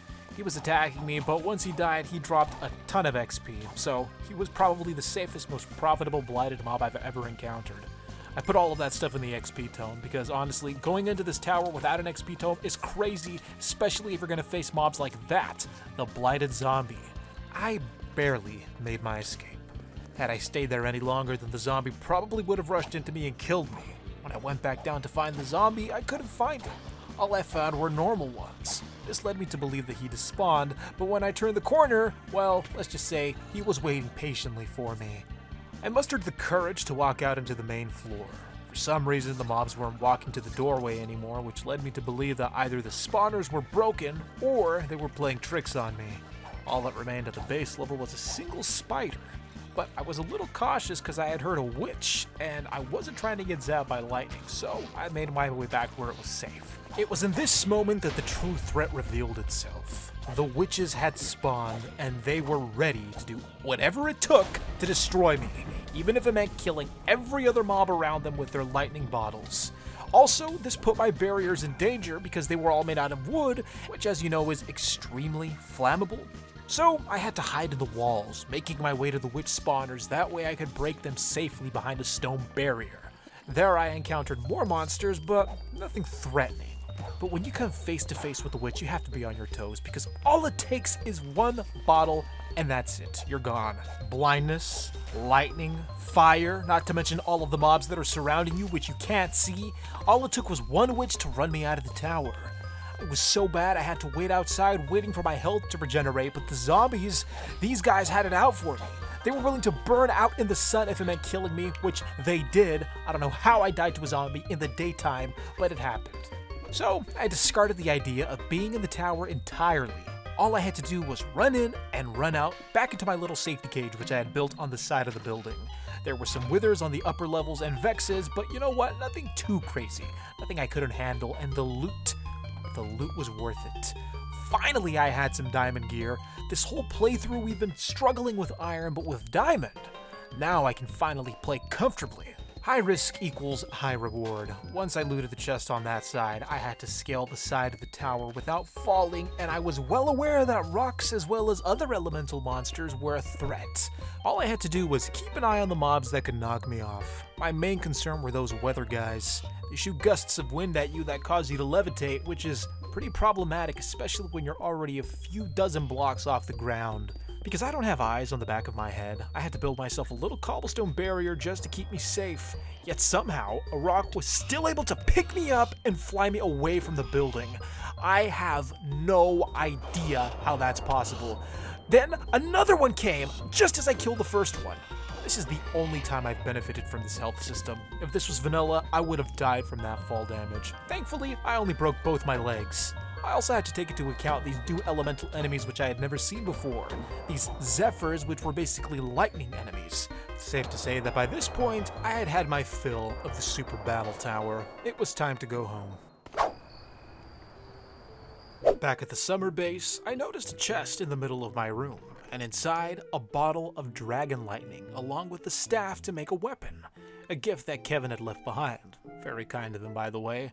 But not only that, there was also a mysterious book on my bookshelf, and inside of the book, a bunch of random gibberish, which I thought, hey, maybe Xavier just discarded his junk in my room and he wanted to make the junk presentable somehow, so I didn't think anything of it.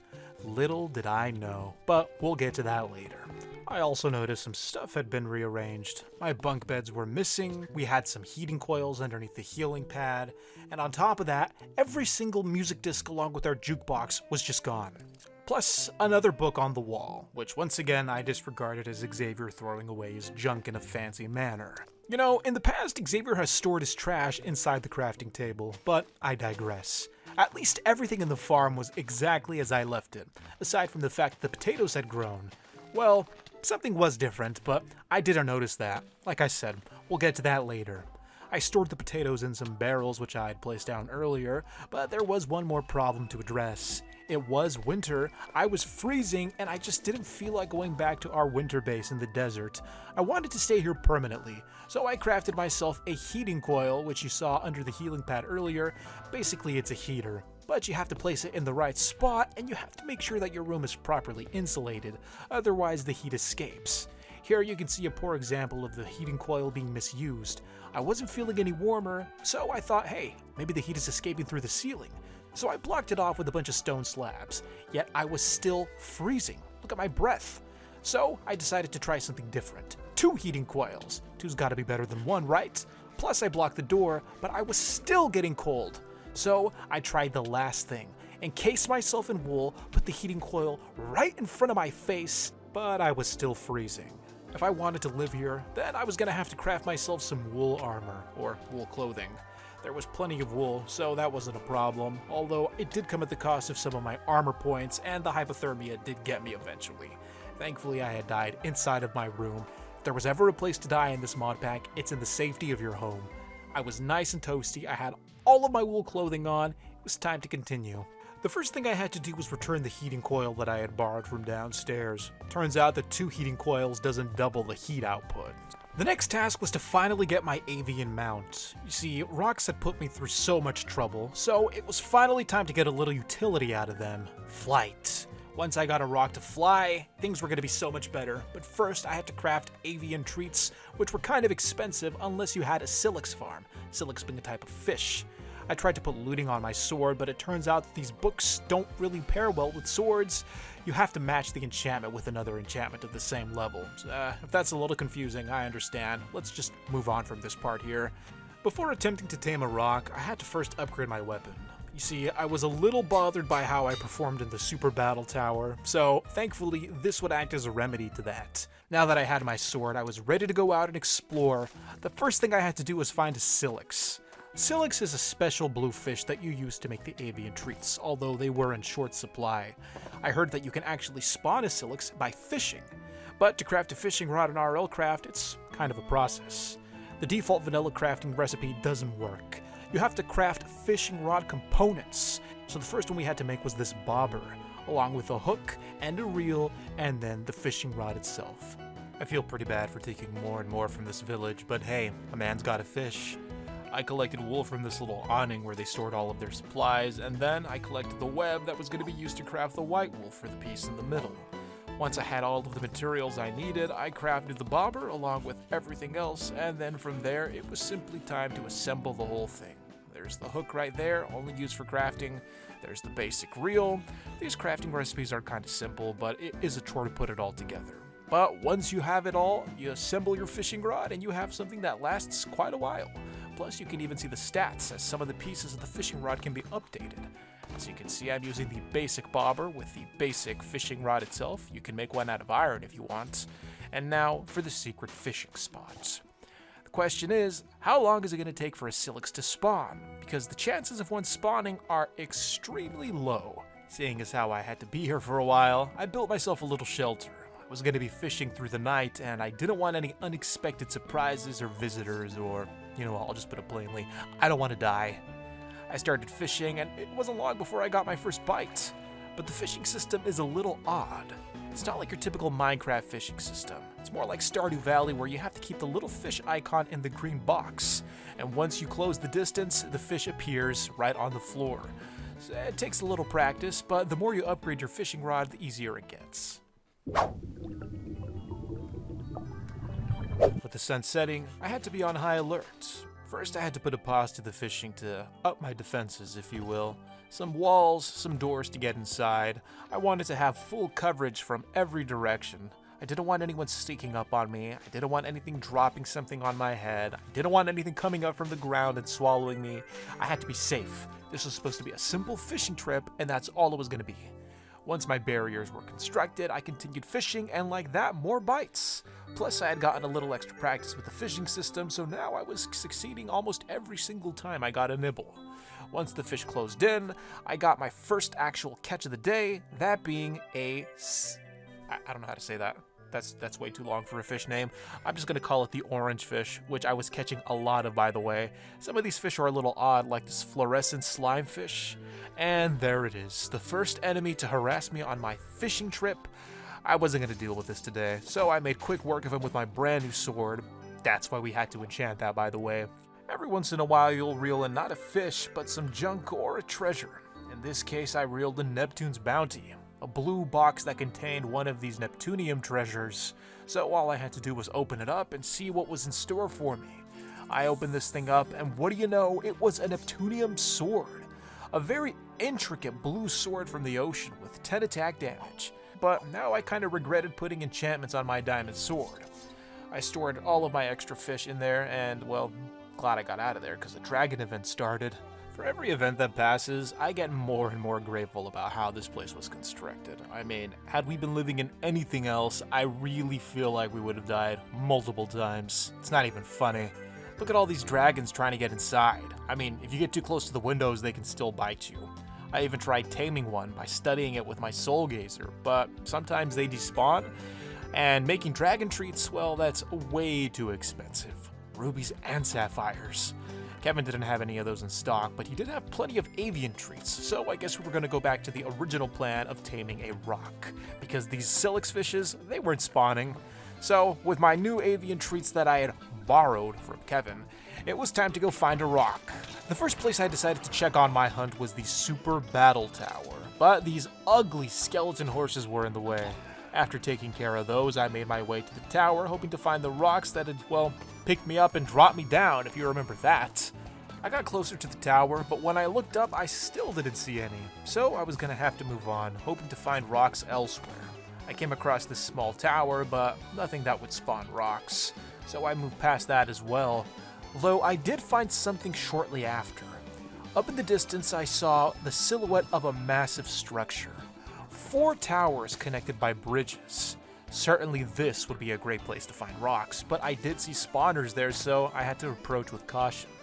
When I got to the foot of the building, I noticed that inside were spawners, chests, and bookshelves. This was a dungeon, and the dungeon was dangerous because it had, you guessed it, witches. With the sun setting, I put together a little safety barrier, that way I could sleep in my sleeping bag. Because I was too close to the monsters, it was useless. I had to back up and sleep through the night a little further away from the tower. The next morning, I probed the room with my bow, and it turns out that these enemies had vengeance on them. Just my luck. There were also some blights in there, blights being extremely dangerous because sometimes they have that thwart effect. Once again, just my luck. I was gonna have to take this slow because my rock depended on it. I took my time, killed the witch slowly, and once she was dead, everything else was a breeze. I collected all of that sweet, beautiful XP, and you know I put it in the XP tome. Can't risk all of that. Eventually, the room was cleared out. All that remained were XP orbs, mob loot on the floor, and whatever waited for me inside of the chests. I built myself a little safety barrier once again, because you can never go wrong with slab barriers. Inside the chests, there were lots of enchanted books. Some of them were pretty decent, like Infinity, Aqua Affinity. In the next room over, there were Vindicators. Because of the slabs, the Vindicators couldn't get through, which was the perfect spot for someone like me with a sweeping-edge sword, although there were some more annoying enemies like these Reapers who could phase through walls. Despite one of them having vengeance, it wasn't that lethal. The only annoying thing was that sometimes they would disarm me, causing me to drop my sword on the ground. Once I cleared out the majority of the Vindicators, all that was left were a ton of emeralds and a lot of axes that I had no intent on keeping. When I entered the room, I explored to see if there were any chests, but there wasn't a lot going on in here. This looked like something of an armory. There were armor stands, furnaces, but no chests. But you know what? That's okay, because we now had access to the second level. With the slabs, I made a staircase, looked both ways before entering the hallway because blights can come out of nowhere. I was trying to find any sign of rock activity, any sound of rocks, but nothing. But you know what I did here? Lots of witches and lots of Vindicators coming up from the 3rd floor. So the plan was to break the ceiling, have them drop down into this little kill box, and shoot them with my bow from a safe distance. Unfortunately, one thing I didn't take into account when building this kill box is that the witches were smarter than they looked. See, there they are accumulating, but they weren't going to stay there for long. The distance these witches were willing to go, the sheer resolve to not only blow themselves up, but all of their allies within a confined space if it meant getting to me, they were willing to risk anything, everything. I had to back up, build a cobblestone barrier, one that wasn't going to burn down or be susceptible to their explosion bombs. The witches were eventually defeated. Well, majority at least. There were still some stragglers up on the 3rd level that I had to take care of, so I carefully cleared out the room, but nothing could prepare me for what happened next. The Vexes were back. This was a worst-case scenario situation. First of all, this was a very small, narrow hallway, which meant that I wouldn't even see the Vexes until they were right in my face, ready to strike. Second, I had the witches still shooting their explosive potions at me, so I had to take that into account as well. That and the fact that the only reason I was here was to find a rock. So I was beginning to reconsider if it was even worth it. I had so much good stuff on me. I mean, I had already killed multiple Vindicators, getting some nice emeralds. I had gotten enchanted books. Did I really have to press further? Well, if you've watched videos like this before, then you already know the answer. We were not going to be pushed out by Vexes or Witches or Vindicators, no matter how many times they came at us. We had to conquer this place and find our rock. Until we found our rock, there was no reason to leave. So I came up to the upper level, which was finally cleared out, placed another barrier down to prevent a swarm of zombies. Now I had to rethink my entire strategy. For me to get a rock, I had to climb to the upper levels. Not the 2nd floor, not the 3rd floor, higher. Now, I could stack up, but if there's one thing we've learned from this mod pack is that rushing doesn't work. So we had to take our time, clear each room, loot every chest. Now, the chest thing, that was just for me. That wasn't really a priority, but you know what? If I was going to go through the trouble of doing all this, I may as well reap a little reward along the way. I found a little zombie chamber, the next target that I had to clear out, though I had to put that on hold because there was an annoying sound coming from the outside. One of these disgusting shrimp creatures. Once I dealt with those, I could finally return to my work, but come on, they do make annoying noises. You have to agree with me on that. One thing I didn't take into account was the baby zombies. I forgot that they were short enough to walk under the slabs, so I had to keep an eye out for those. I didn't have that many slabs. I was down to my last one, and I was at the point where I had to start considering whether or not I was going to recycle them. Then I decided to kill 2 birds with 1 stone. I made a hole in the ceiling because I could hear zombies swarming up there as well. A blighted zombie had spawned, and I thought this was going to be a piece of cake, but I failed to take notice of the vengeance zombie. And with 1 shot, I was dead. I don't even know how the Thorns effect killed me. Look at all the health I had. It was practically full, and I still died. Someone in the comments, please, if there is a way to deal with Thorns enemies, let me know, because every time I come face to face with them, they kill me. Doesn't matter how I do damage to them, it's still automatic death. Moving on, I was in a new room, one of the lower levels, because the zombies had pushed me back down to the ground floor. Now I had to deal with these banshees that were swarming me, and just like the Vexes, they could phase through walls, and I couldn't see them until they were right there. This thing was tricky. It was phasing all over, every direction, until he killed me. When I returned, all of the mobs had despawned because the chunk was reloaded, so that was a plus. This room kind of resembled a garage, and outside there was a parking space with an overhang, but it was full of wither skeletons, so I wasn't gonna go out there. And in that room over there, a massive tree. At least it looked like a tree. I was not gonna face that enemy. Thank God there was a massive wall between him and I, but just look at the size of that tree. Why does that even need to exist? I tried shooting it, but I didn't notice that there was a glass pane in the way. Back in the garage, I stored some of my stuff in a chest because my inventory was full, plus I didn't want to run the risk of having any of my items disappear. At this point, it felt like death was going to be a common occurrence, so better safe than sorry. With the brand new barrier up, I dug a little hole in the wall to shoot the skeletons. Now, for some reason, they were crowding in a corner. I don't know why. I broke a block, hit them with my sword to disperse them, and then when I backed up to shoot them, well, turns out that one of them was a vengeance enemy. So yeah, I just love this game. The chunks reloaded, the skeletons despawned, so I had to rush to the spawners to break them quickly before I was surrounded by more enemies. I picked up some ravaging essence, have no idea what that's used for. A vindicator. I don't know where he came from. There were no vindicator spawners nearby, so yeah. It was beginning to seem like every time I died, I was getting further and further away from my rock. I was supposed to be going up, yet for some reason I found myself in the courtyard of these 4 towers trying to enter the basement. Tell me how that makes sense. The basement was full of nothing, so I continued my objective going back upwards. Finally, I was back on track. The next room was lethal. Creepers. Tons of creepers. I didn't even know if I was going to attempt that one. I could have sworn I was far enough from the creeper for it not to explode. Once it blew up, the one thing I was looking for happened to find me, a golden rock. This one was premium, although he wasn't really agreeing with me and I didn't have my avian treats on hand. Back at the same floor with the same creepers, I made my way out to the bridge trying to clear out the room from a distance. There was no way I was going to let a creeper explode twice in the same session. But once again, I failed to see who the true enemy was. After digging a nice ditch, I was picked up by another golden rock, dropped to my death, and killed by a vindicator. Yeah, I was getting a little frustrated by this point. It was almost as if the rocks and the vindicators had made an alliance. The rocks pick me up, and then the vindicators, they slaughter me after the rocks drop me back down. I was gonna have to figure out a way to get a rock without getting myself killed in the process because this was just getting ridiculous. I found another room, this one spawning zombie villagers. You know what? Props to the creators of this dungeon. They really went out of their way to make it difficult, but at least every room has a unique enemy. This one was the least annoying. There's something about zombie villagers where they're just nowhere near as threatening as regular zombies. After killing this blighted zombie, it was safe to say that this room was probably the easiest in the entirety of this battle tower. You can even call it a battle tower. I also had to make more XP tomes because my other one was full. This place, as dangerous as it was a jackpot for XP, though it comes at the cost of losing your sanity. Thankfully, and I don't say this lightly, things were finally going my way. 2 rocks had just come right at my doorstep. They couldn't get inside the building because they were blocked by iron bars, so all I had to do was tame them with the avian treats. It was so simple. So I took the avian treats, approached the rock, fed it to him, and at last, finally, I had a pet rock. All I had to do now was summon him, give him an avian saddle, and like that, we were good to go.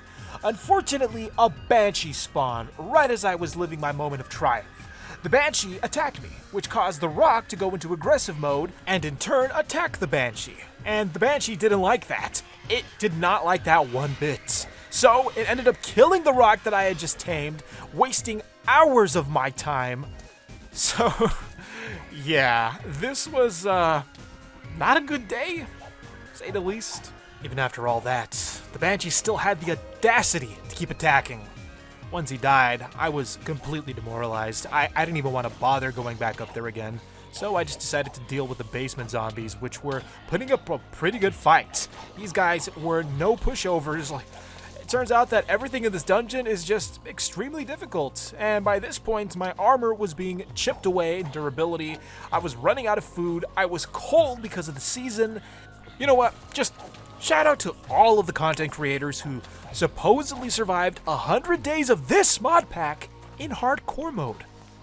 I don't even know if that's possible, and after experiencing the torment that this game has put me through, I'm beginning to doubt that it is. Also, there was a Silex fish in there, so yeah.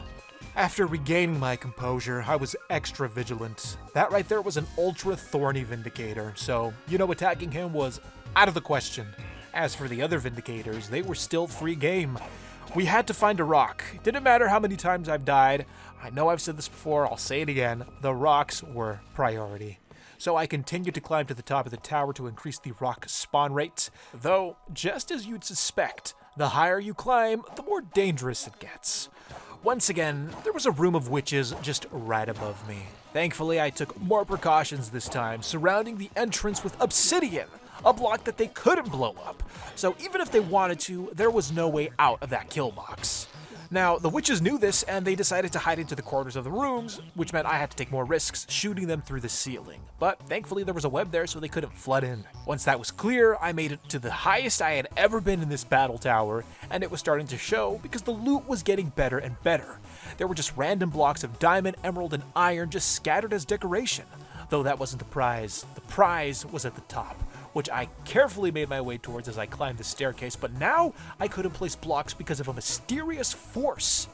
I had no idea what this mysterious force was or how to defeat it, so I realized that I was at my wit's end. There was nothing left for me to do in this tower aside from finding the rock and leaving. Walking on the rooftop, I noticed that everything but rocks were spawning. Those elemental things were in abundance, but not a single rock. I decided to cut my losses. It was finally time to go home. While climbing down from the building, I noticed a strange enemy I had never seen before. This strange pumpkin spider. Thank God he was on the other side of that fence because I just had no patience to deal with any other nonsense like this. I was gonna leave him alone until I was brought back up to the rooftop by this elemental. Just when I tried to leave, the enemies decided to pull me back in.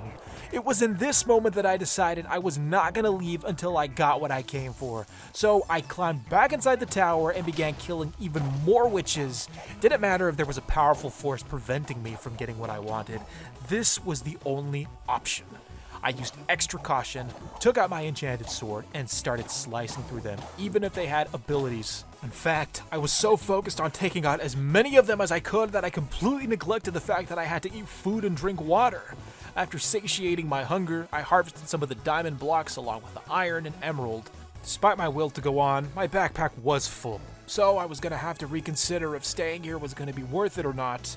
Yes, the rock was priority. Yes, I had died a bunch of times, but with the full backpack, I mean, at some point you just got to wrap things up. I was going to have to go back, unload the backpack, and then return to the tower. But not before upgrading Iron Skin to level 3, which was costing a ton of levels, but I had levels to spare thanks to this battle tower, so I did owe it that much.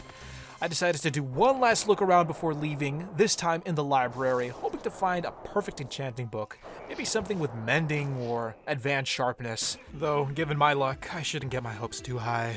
After clearing out the last Vindicator, I opened the chest and I found some decent books actually. Desolator 2 and Silk Touch.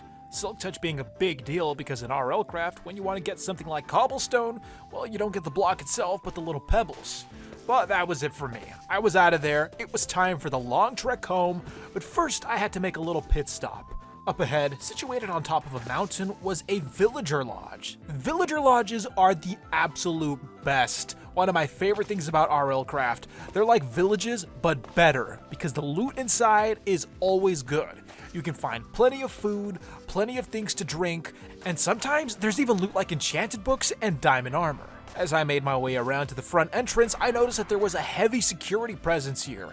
Lots of Aegis along with an iron golem, but enough of that. It was time to borrow items like these magic mirrors and this cracked heart. This is the type of loot I'm talking about. This is why I love villager lodges. Honestly, I don't even know if that's what they're called. That's what I call them. It's a lodge. You stay here, you sleep the night. It's great. There were mental Barians and regular villagers as well. Here are the rooms where you can find things like a diamond skirt. And honestly, diamond skirts, don't judge them before you try them. They're pretty good. Basically the equivalent of diamond pants, although they're skirts. And a golden crown, of course, although the golden crown, not as good, but it still looks cool. See, but that's not the best part. No, the best part was at the top of the villager lodge. All you have to do is climb this little staircase here, make a right, and behind one of those doors, there is a room that leads to the attic. Not this room. This room is probably the most useless room in the entire lodge, to be honest. This one right here, because inside, enchanted books, feather falling, aquafinity, mending, looting 2, silk touch, looting again. This was it. This right here was gonna make up for all of the hard times I experienced in the last battle tower. This place, like, it basically makes every other dungeon irrelevant. If you can get loot this good here, why even bother with the other dungeons? You know, I'm just joking, but you know what I mean. This place was great. There was even starter gear, but wait, there's more. You see, this villager lodge is more than just a villager lodge. It's also a speakeasy. You don't know what a speakeasy is? It's a place where you have a bar and it's hidden. You know, popular during the Prohibition era. If you don't know what Prohibition is, then, well, you know what? Doesn't matter. Anyways, I could care less about the bar. I was never big on drinking. What I do care about is what's hidden in the bar. There are secret rooms within secret rooms within secret rooms. You see, one of these candle holders isn't actually a candle holder. It's more than that. It's a lever, and when you pull it, it opens up a door which takes you to a secret enchanting room full of bookshelves. Now, the bookshelves themselves aren't that special. The XP tomes that are full of XP in them? Yeah, that's what you're here for. Free XP. And sometimes there's more than one, but a blood moon started rising. I had to do everything I could to protect these villagers because they were so good to me and I couldn't let them die a horrible death like the ones we experienced earlier. I went around to every entrance blocking it off with obsidian blocks to keep them safe. You know, villagers, they can be a little dumb sometimes. There's a spider outside and for some reason they feel the need to go and pet it. Then, after defending every entrance, it was time to go to the rooftop and fight off the swarm. Thankfully, it was a very light blood moon. Would have thought that our bitter adventure would have had a sweet ending. Now that the blood moon was over, it was time to safely return to my house. I had my inventory full of great loot thanks to those kind villagers, although RLCRAFT wasn't going to make it easy for me. I was still getting struck by lightning, I was walking through all of these hazardous plants, there were enemies that were right behind me. Of course, what is RLCRAFT without its challenges? I was so relieved to find a village in the Defiled Lands. Once I got the Waystone, I immediately teleported back home. You guys have no idea how happy I was to be walking through this desert wasteland. It may have been a desert wasteland, but it was still home. The main downside was that I was still a little disappointed that we didn't find our rock. The main reason we even went out in the first place, but I did get lots of XP, lots of heart crystals, my health bar was maxing out, and on top of that, I had to craft the one item I was missing, a soul stone. It's an orb you use to trap a creature once you've tamed it. I may have a rock just yet.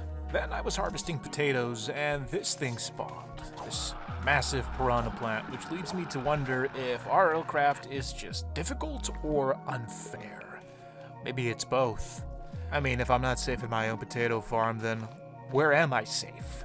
I logged off after this, but the next day when I got back on the game, I was in a slightly better mood, which meant I had a little motivation to go find the rock again. I tried a different direction this time. My journey ended up taking me to this purple forest, biome I've never seen before, along with this massive structure. It looked like a type of castle. Although when I got closer, I realized that this wasn't a castle at all. It was like a type of ship.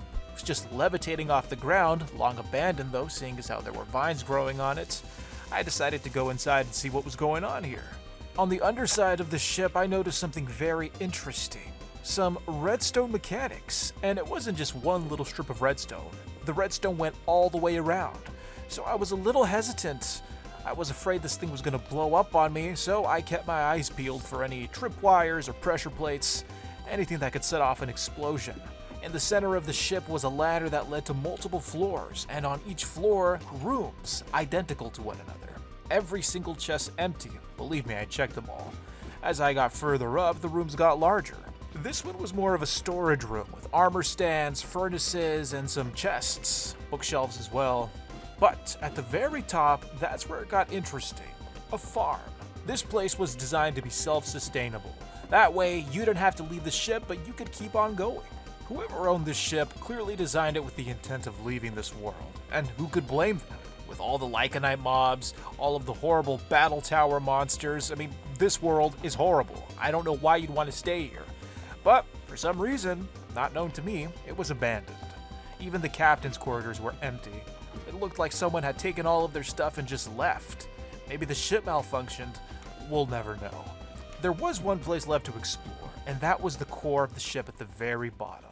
This must have been the ship's engine, a device made out of iron blocks and redstone. It must have functioned as that because that's where all the redstone led to, and in the center of the engine was lava, along with the demon that was caught inside. I had no intent on facing the demon, so instead I decided to just mine the blocks of iron before I burned up. The lava was very hot and I was feeling its effects even from outside the engine. Maybe they were using the lava as fuel, but we'll never know. Plus, I was very hot. Engine rooms tend to be very warm, so I made it outside to enjoy the rain, and that's when I spotted a swarm of raptors, dinosaur-like creatures that were ready to kill. Thankfully, the majority of them were stuck in this ravine. It was open season from there. I began firing my bow with the hopes of killing as many as possible because their drops, maybe they could prove to be useful somehow. Then I remembered that a raptor could be used as a walking mount, and these things were extremely fast, so I tried to tame it with the avian treats, but unfortunately they despawned, leaving only their feathers and skulls behind. So much for the raptor idea. Guess we're gonna have to go back for the rock. I departed the spaceship, made my way through this wasteland, and found a random waystone. Nice little checkpoint. Shame I couldn't mine it because we could really use a waystone at our base. I'm getting tired of running to the desert every single time I want to go somewhere. After that, it didn't take long until I found a rock. But I had to put that on hold because there was something incredible that caught my eye. It was a massive abandoned skyscraper. This right here was one of the ancient cities left behind from the old civilization, although I couldn't admire it because the rock which I had neglected was angry at me. So I took shelter in the ruins of this massive stronghold. I placed a torch down, and as much as I wanted to explore, I was a little worried. There were stories of mutated people who were still inhabiting the city, and I didn't want to run into any of them because parasite mutations are horrible. Trust me, if you see one, you better get running, because if there's one nearby, there are also dozens hidden elsewhere. Especially if you have the effect called Call of the Hive, that basically acts as a parasite magnet. In seconds, you'll be swarmed by these things, and they're fast. After leaving this building, it didn't take long until I actually saw one. Had I faced this thing, I probably would have died. Now, naturally, I should have retreated and gone elsewhere, finding my rock, but this place was just too interesting to abandon.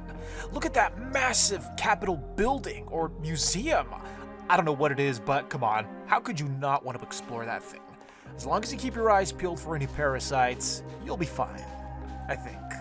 Okay, you know what? That's bad advice. Do not go into these buildings alone unless you have the best gear possible, or if you have friends, but even that may not be enough to save you. I only walked the outer perimeter of this build. There was no way I was going to go in there because I knew that had I entered, I was not walking out, especially after seeing that weird talon peeking through the floor. That was just a big nope for me. So instead, I marked it on my atlas, the perks of an atlas. That way I could come back when I was ready.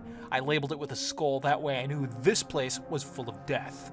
But come on, it does look pretty fantastic. When I left the Parasite City, I stumbled across this lone villager.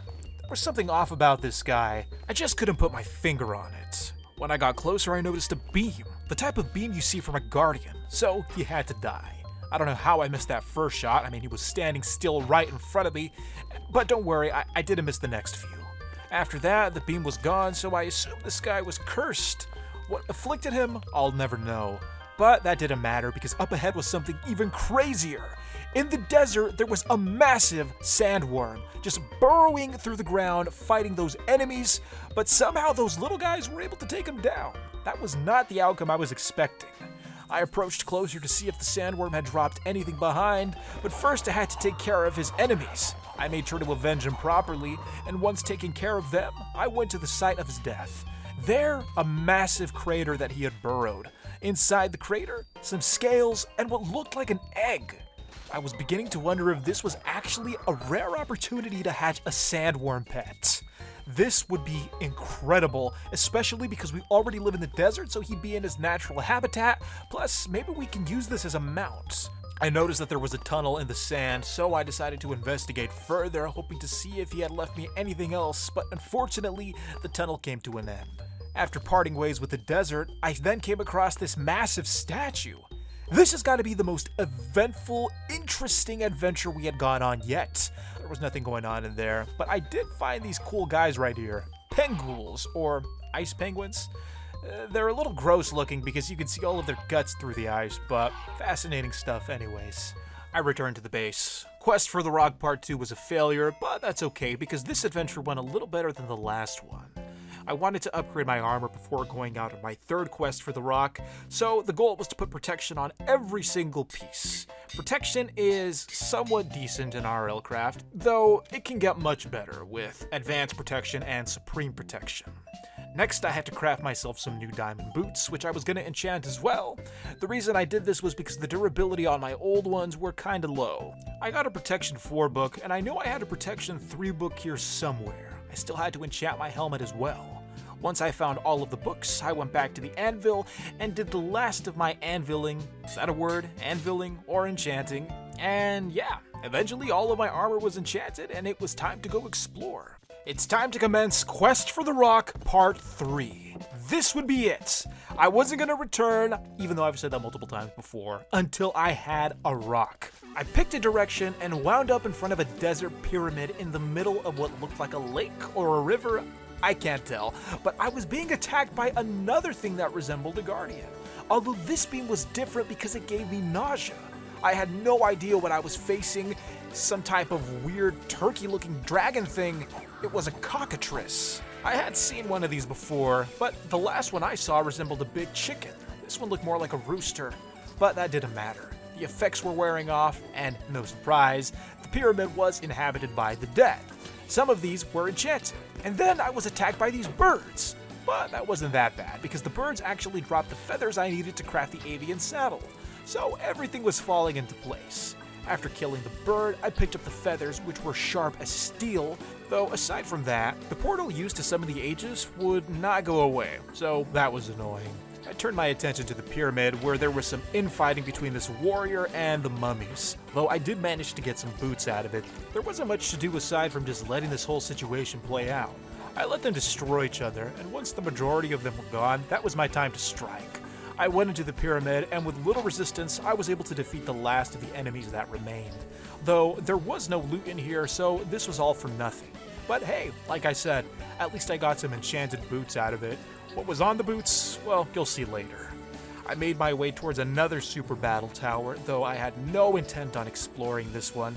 Super battle towers and I, well, as you know, we don't have a great history, so I was just gonna walk around this thing. I had to find a rock, and thankfully it didn't take long until one found me.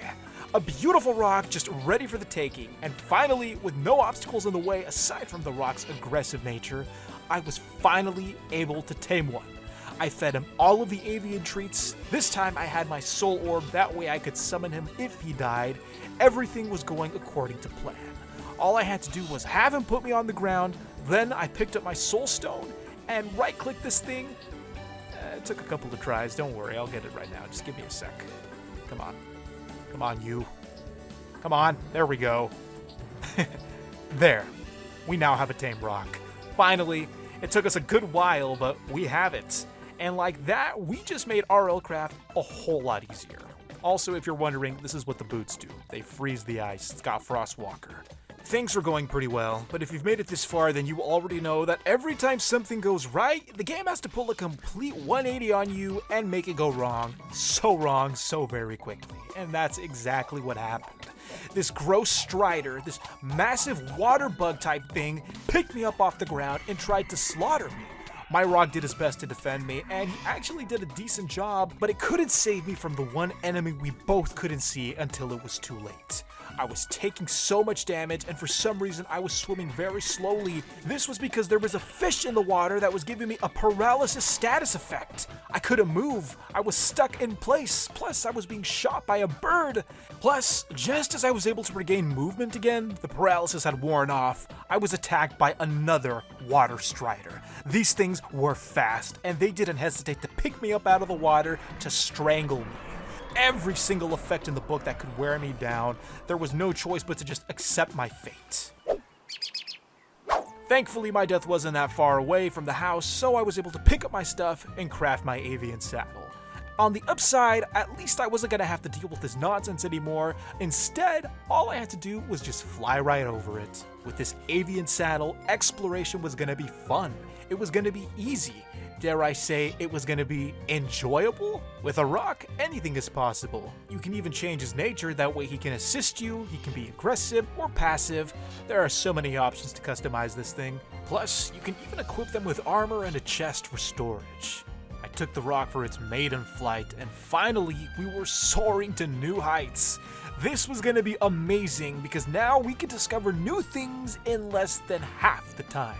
First, I flew over the dreadful lighthouse that had given me so much anger. It was just a little speck now, nothing to hold us back.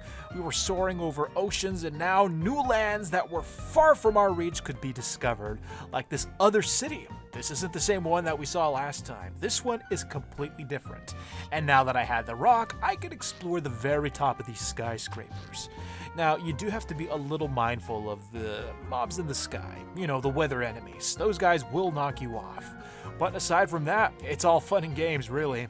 Now, it's time to see what these things have in store for us. I approached one of the skyscrapers with extra caution because I knew that some of these places did have flying enemies. Flying parasites, if you will, but these normal guys, they couldn't touch me. Yes, that is the beauty of the rock.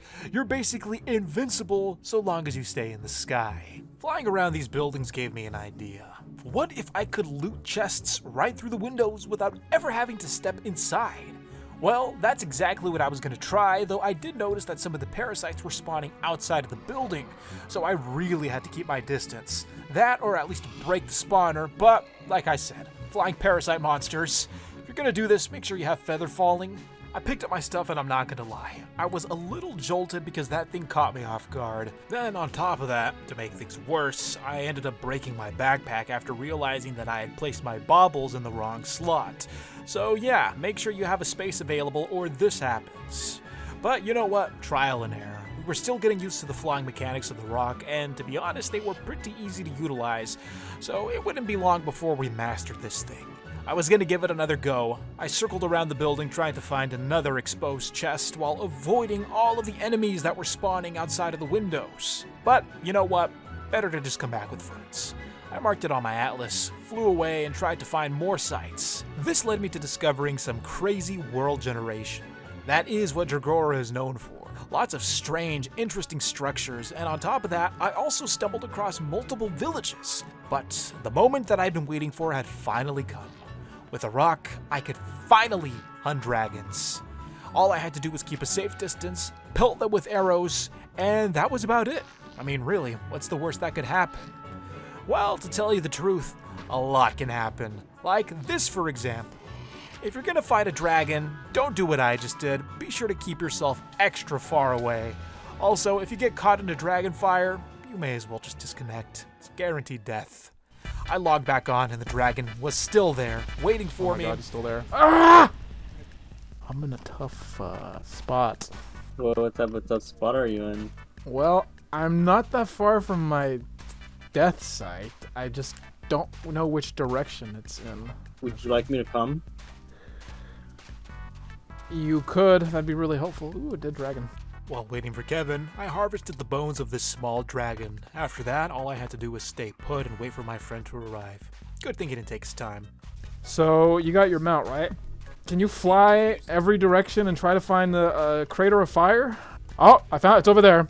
Okay, I found it. I found the dragon. With Kevin's help, I was gonna get my stuff back and kill this thing. If you could just, coming close. if you could just keep these things off me. Oh my god.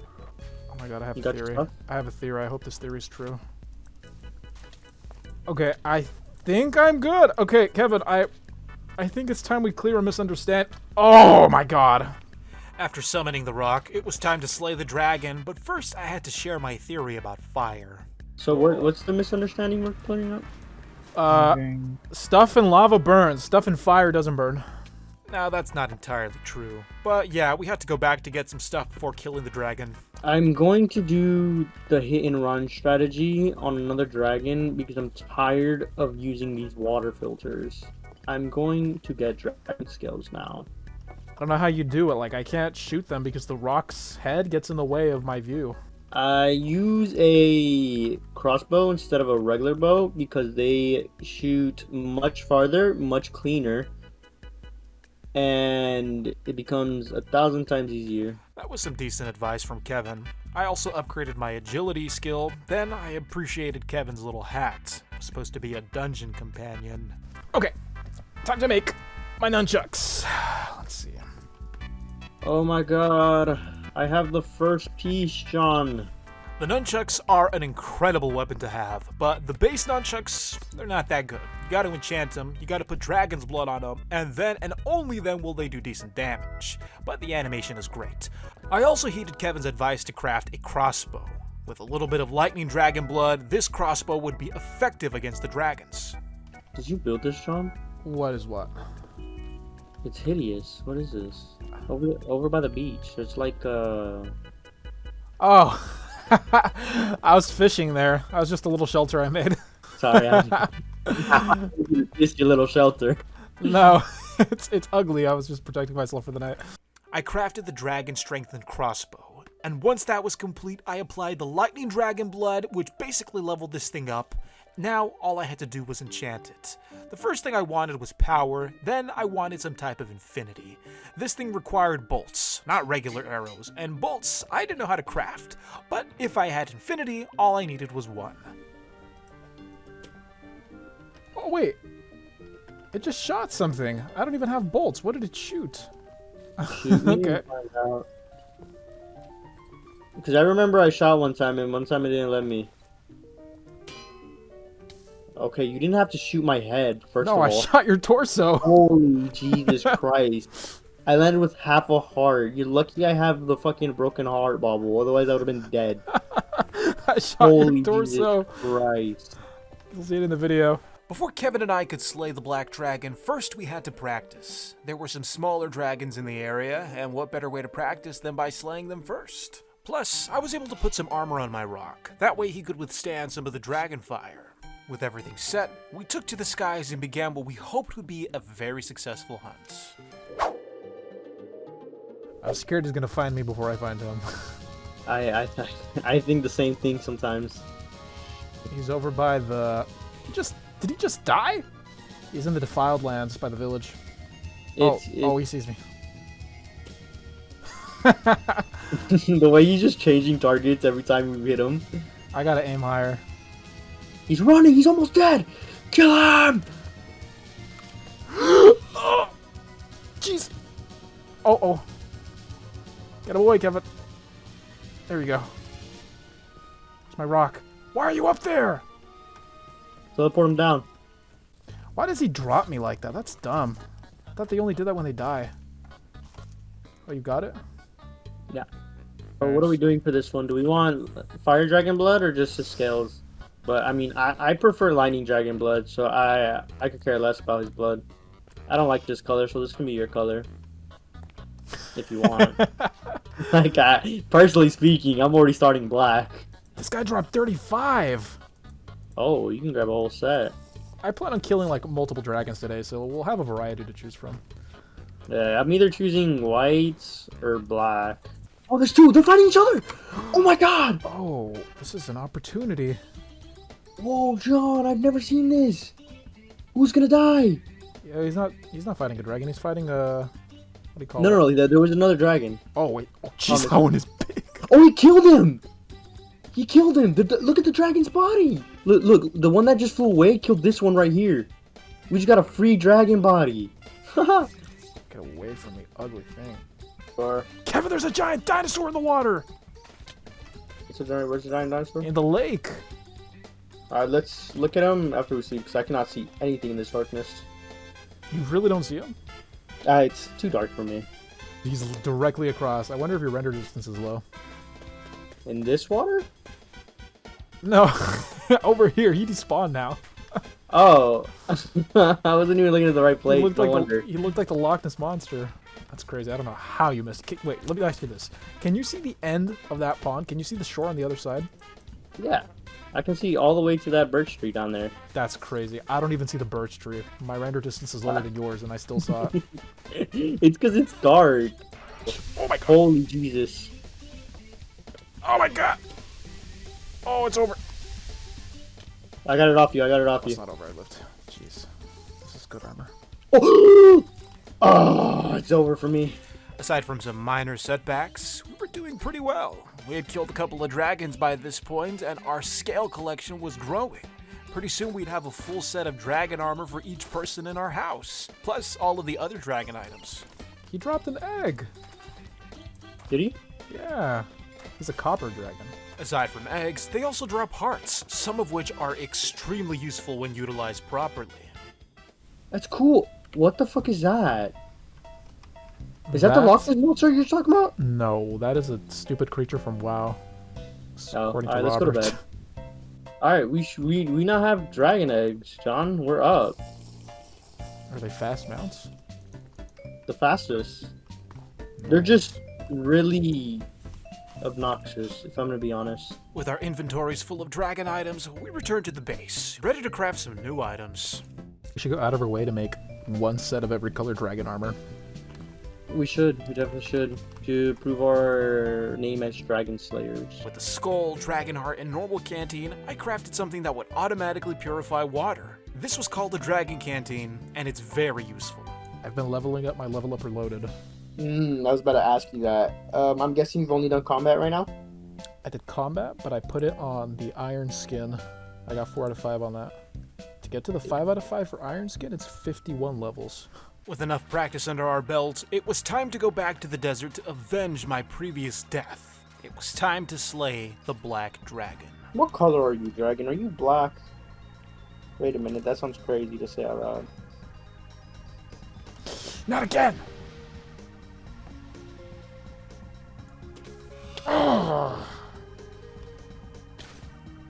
Oh, we're both cooked. Bro, I swear I was far enough that time. That dragon is a menace. He needs to die. I had to wait for my rock to respawn before I could fight the dragon. One of the first things I had to do was regroup with Kevin, who had just recovered his items after being killed by the dragon himself. We met at this white quartz tower, and there we would wait for the sun to rise, along with both of our rocks to respawn. We kept cool by soaking in a little pool of water, and when my rock did respawn, he got into a fight instantly with a sandworm. Bro, is that mine? Yeah, that is yours. Oh, you're so annoying. He just spawned. Thanks to my rock's aggressive nature, I was gonna have to wait a little longer. What? What happened to me? Why are you so tiny? I I got a potion effect called Goblin. Bro, hold on. Hold on, I gotta stream it to you. Oh wait, you can't see it, can you? Is that next to me? Oh, that's perfect. What's the button to make it so I don't see it? There we go. F1. Bro, I'm still drowning in 1 block of water. That's dumb. After going through an extremely painful metamorphosis, I finally returned to my original size. I got all of my hearts back, but I did have to heal.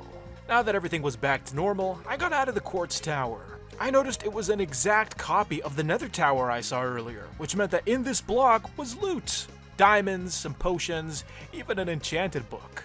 With our rocks back in action, the time had come to put an end to this dragon's reign of terror.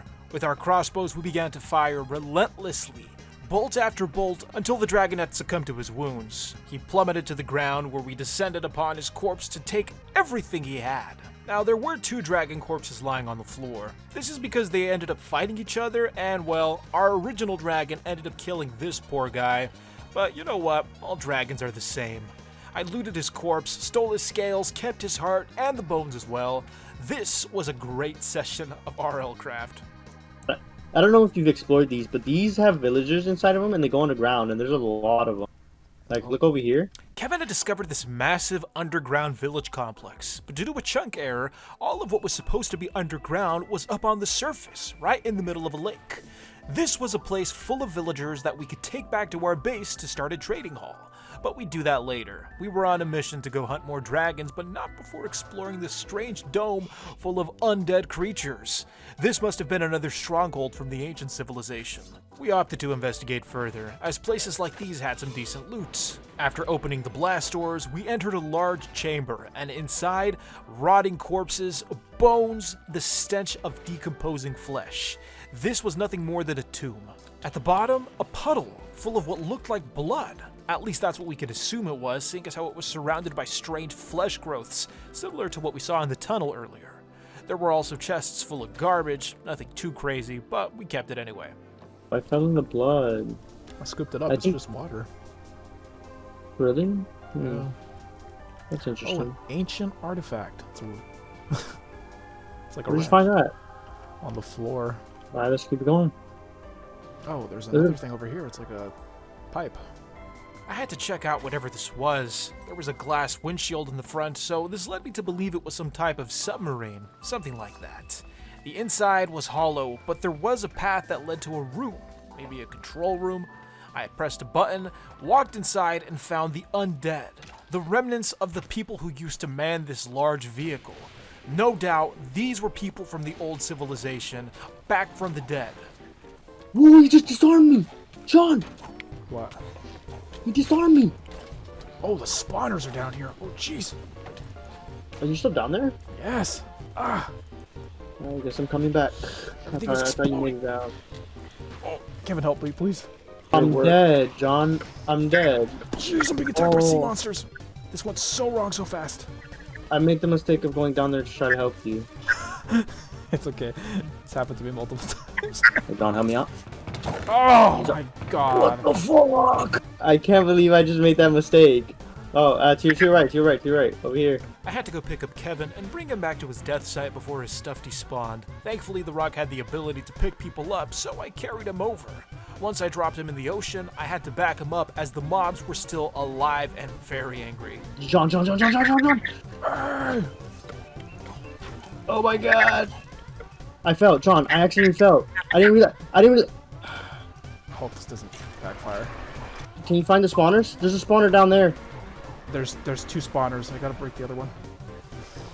Just pick up your stuff so if you die, it disappears. It doesn't disappear. I literally can't. They're all sitting on top of it. Okay, I got one spawner. The swarm was getting really bad. Thankfully, it was daytime, so visibility was much better. Because of this, we were able to deal with them quickly. Oh, there's chests down here. You know what? For the risk that they put you through, these ancient cities things are like garbage. No, I agree. Oh wait, I found some flares, a redstone charger. What is a Vindicator doing here? Not that the submarine had been, well, I guess you could say thoroughly explored. We returned back to our dragon hunt. There were more skills that we wanted because we were trying to make one set of each type of dragon armor, though they were course. a little more challenging. Kevin, help! I'm trying. Off me! I got him. Oh no, he's not. After a fiery death, Kevin returned the favor of me having picked him up by taking me to my death site, and the same spot too. After collecting my items, we returned back to the base. We had had enough dragon hunting, plus we had plenty of scales. Now it was time to craft each set of dragon armor that we had collected. By this point we had maybe 3 or 4 sets of armor: red, copper, bronze. Yeah, this is looking good. Okay, so we have red, we have bronze, we have emerald, we have gray. We need light blue, white, sapphire, silver, electric blue, amethyst. We have copper, and then black. How do we feel about doing the lost city? You're insane, John, but I mean, we can try. Not the lost city, the ruins in the overworld. Yeah, we can go do it. New day, new hat. Oh, you're right. I didn't even think about that. Oh, I got my hat of the day. This is a classic. Boom. Because we had dragon armor, we were feeling a little more confident to take on the parasite ruins. The only problem was that Xavier didn't have a rock yet, so he was gonna have to hitch a ride with one of us. Jeez, I don't know what I did to my shader, but the water looks like Baja Blast. Wait, whoa, free iron blocks? Don't mind if I do. It's all lightning. No, like I just, bro. Oh, Oh my god.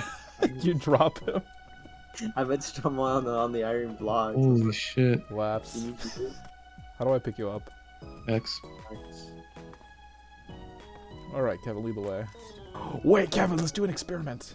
No, you're not gonna juggle me, bro. I think Go we've done this there. before. No, I'm gonna drop you, and we gotta see if Kevin can pick you up, but I'll do it over water so you don't die.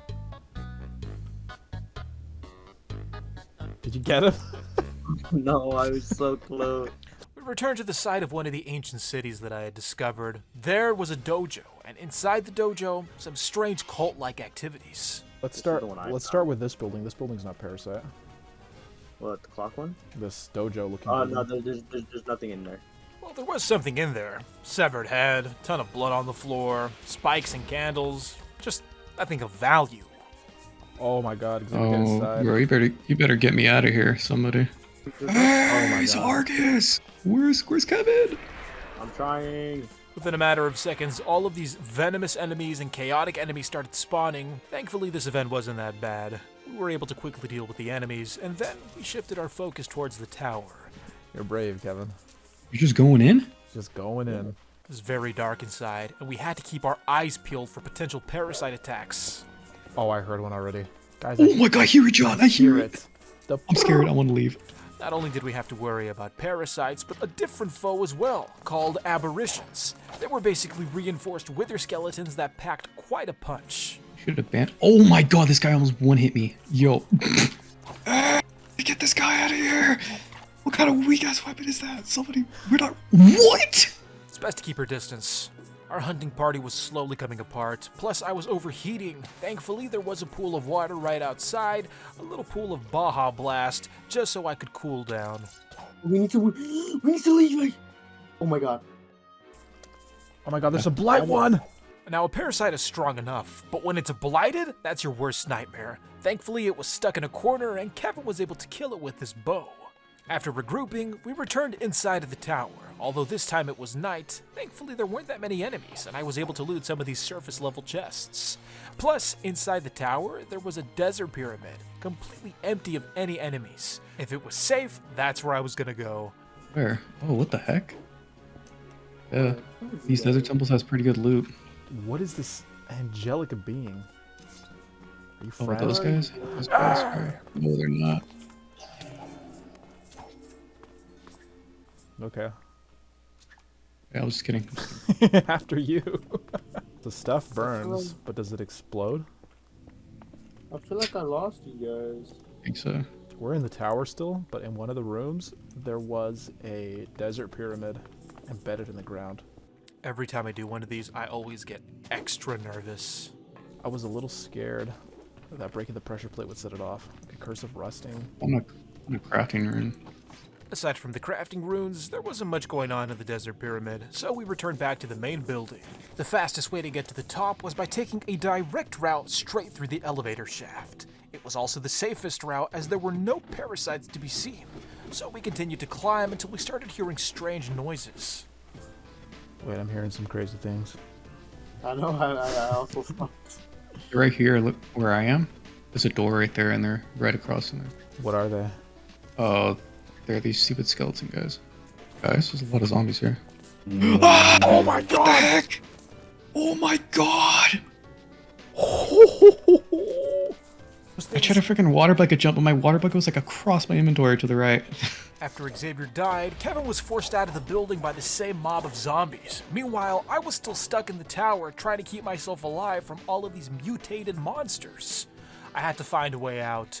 The only way to do that was to carefully tunnel through each room. John, I'm watching them spawn and then drop to their death. Oh my God. Oh my God, we need to leave right now. They're spawning on you. What effects do you have, John? Nothing. They're not near me. Call the hive. Call the hive. Oh, I just don't have it. alive. Oh, you better. Fellas, I'm gonna be real with you. I'm not getting a read on any of this. I see Xavier's backpack and a birch chest. Is that where they're falling? Yes, on the side where that tree is. Look on top of that tree. Yeah, I see you. Do you see Those me? are those- Yeah, I see you. How far are they from me? I don't see anything. Bro, they're down to the left of you, John. Look The tree. Look at the tree to your left. Oh, there's so many, I John. see them now. The blood also. I think the blood is the stuff that spreads to it. I felt like I was in a safe position, so I fired on them with my crossbow while more continued to drop from the upper levels, some of them even uglier than before. Then I got on my rock and flew away because I just couldn't take the risk. I had this fear that one of them was going to spawn behind me and knock me off. I did have to fly back because according to Kevin, their blood along with their drops are pretty good. The items are used to craft some type of gear, but I wasn't able to collect them all because one of these monsters spawned. After dealing with him, I returned to the site, quickly gathered the items, and made my escape before I was attacked by these parasitic creatures. As for the craftable items, you can make things like a lure, which I have no idea what it does, but it looks interesting, along with some other weapons as well. We had to get more of these items. Thankfully, Kevin had a plan. If we get the battle burritos, have lifesteal, and really fast attack speed, we'll win. Yeah, man. But when I say really fast attack speed, we need really fast attack speed. Alright, do we keep exploring these, or should we just go find Xavier at Rock and then head to the Nether? Hey, all fuck asses, you're just gonna leave me here? What? I thought I picked you up. Can I Bro, pick you up? let's fly to the top and make our way down. There's a waystone here, Xavier, so you can save yourself the trouble.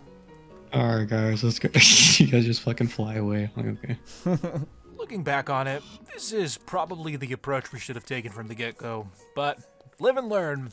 We were gonna make our way down, that way we didn't have to worry about enemies getting the drop on us. But as we were descending, we noticed that across from us was the other building, and on the other side, a chest. Carefully, we bridged across the massive gap between the two massive builds, trying not to fall off or get knocked off by anything in the process.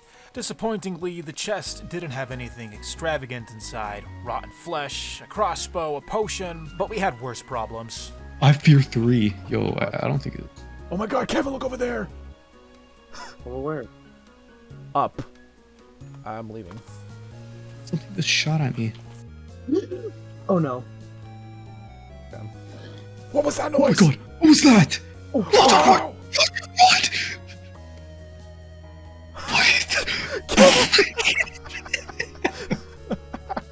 Oh my god, bro, why is there an evolved one there? You just left me here. I already had a passenger. Even with the power of teamwork, we still got our butts kicked, so we left the Parasite Towers to go find Xavier his rock. Once again, we were on a quest to find this godforsaken bird, but like usual, we got sidetracked by something interesting, this Hydra den. The Hydra was inside, all we had to do was lure him out and finish him off, though the Hydra was a little stronger than we anticipated. I kept a safe distance. Because Xavier didn't have a rock, he took the brunt of the damage, while Kevin and I continued to circle this creature with our swords. That was a mistake because we accidentally cut one of its heads off. Oh, he's at his last head. Alright, then he's not dying. Don't you know the legend of the Hydra? What's the legend of the Hydra? You cut one head off to grow back in its place. Why do you kill this thing? We gotta get the body. I went to go loot the Hydra den while Kevin kept the monster occupied. Nothing in here except bones and other garbage. Meanwhile, Kevin kept cutting more heads off, so no surprise. When I got back to the Hydra, he now had 5 heads. Plus, we had a weird effect, Call of the Hive. I have no idea why we had that because we were nowhere near the parasites, but lo and behold, when the Hydra was burning in lava, he transformed into this horrific fleshy mass. What the? Do you see this? How did that happen? Of all my RLCRAFT playthroughs, that was probably the weirdest thing I had ever seen. So it was time for a little normalcy. We traded the parasitic towers for places like this. Push button to yell at Charles. I climbed down the ladder into this cellar, but there was no Charles. Just useless loot. But useless loot beats parasites any day. Though I still wanted to meet Charles. It's pretty obvious now that there were survivors after the whole apocalypse deal. Maybe Charles was the descendant of one of those survivors, but we'll never know. I left the house to go check out this weird power station, but I was poisoned by these withered roses? They were extremely annoying and they brought my health down very low, and this was a problem because I was already going to get hypothermia, which chipped away at my health even more, so I took shelter inside of this coal bunker. Better there than actually inside the building, as there were a ton of monsters. With no rock in sight, we continued to travel around the world, keeping our eyes peeled for anything that resembled a bird. Oh, Kevin, help. What the heck just happened? The I sirens can't get out. are luring me. Jeez, they're so close. Oh my goodness! Oh my god! John, please! I gotta get off the rock. I told you those sea dragons were scared. The sea serpent. Sea serpent. That's what. Bro, it's a sea dragon.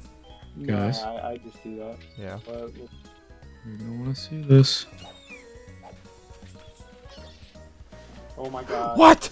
Why did you lie to me like that? I said you're gonna want to see it.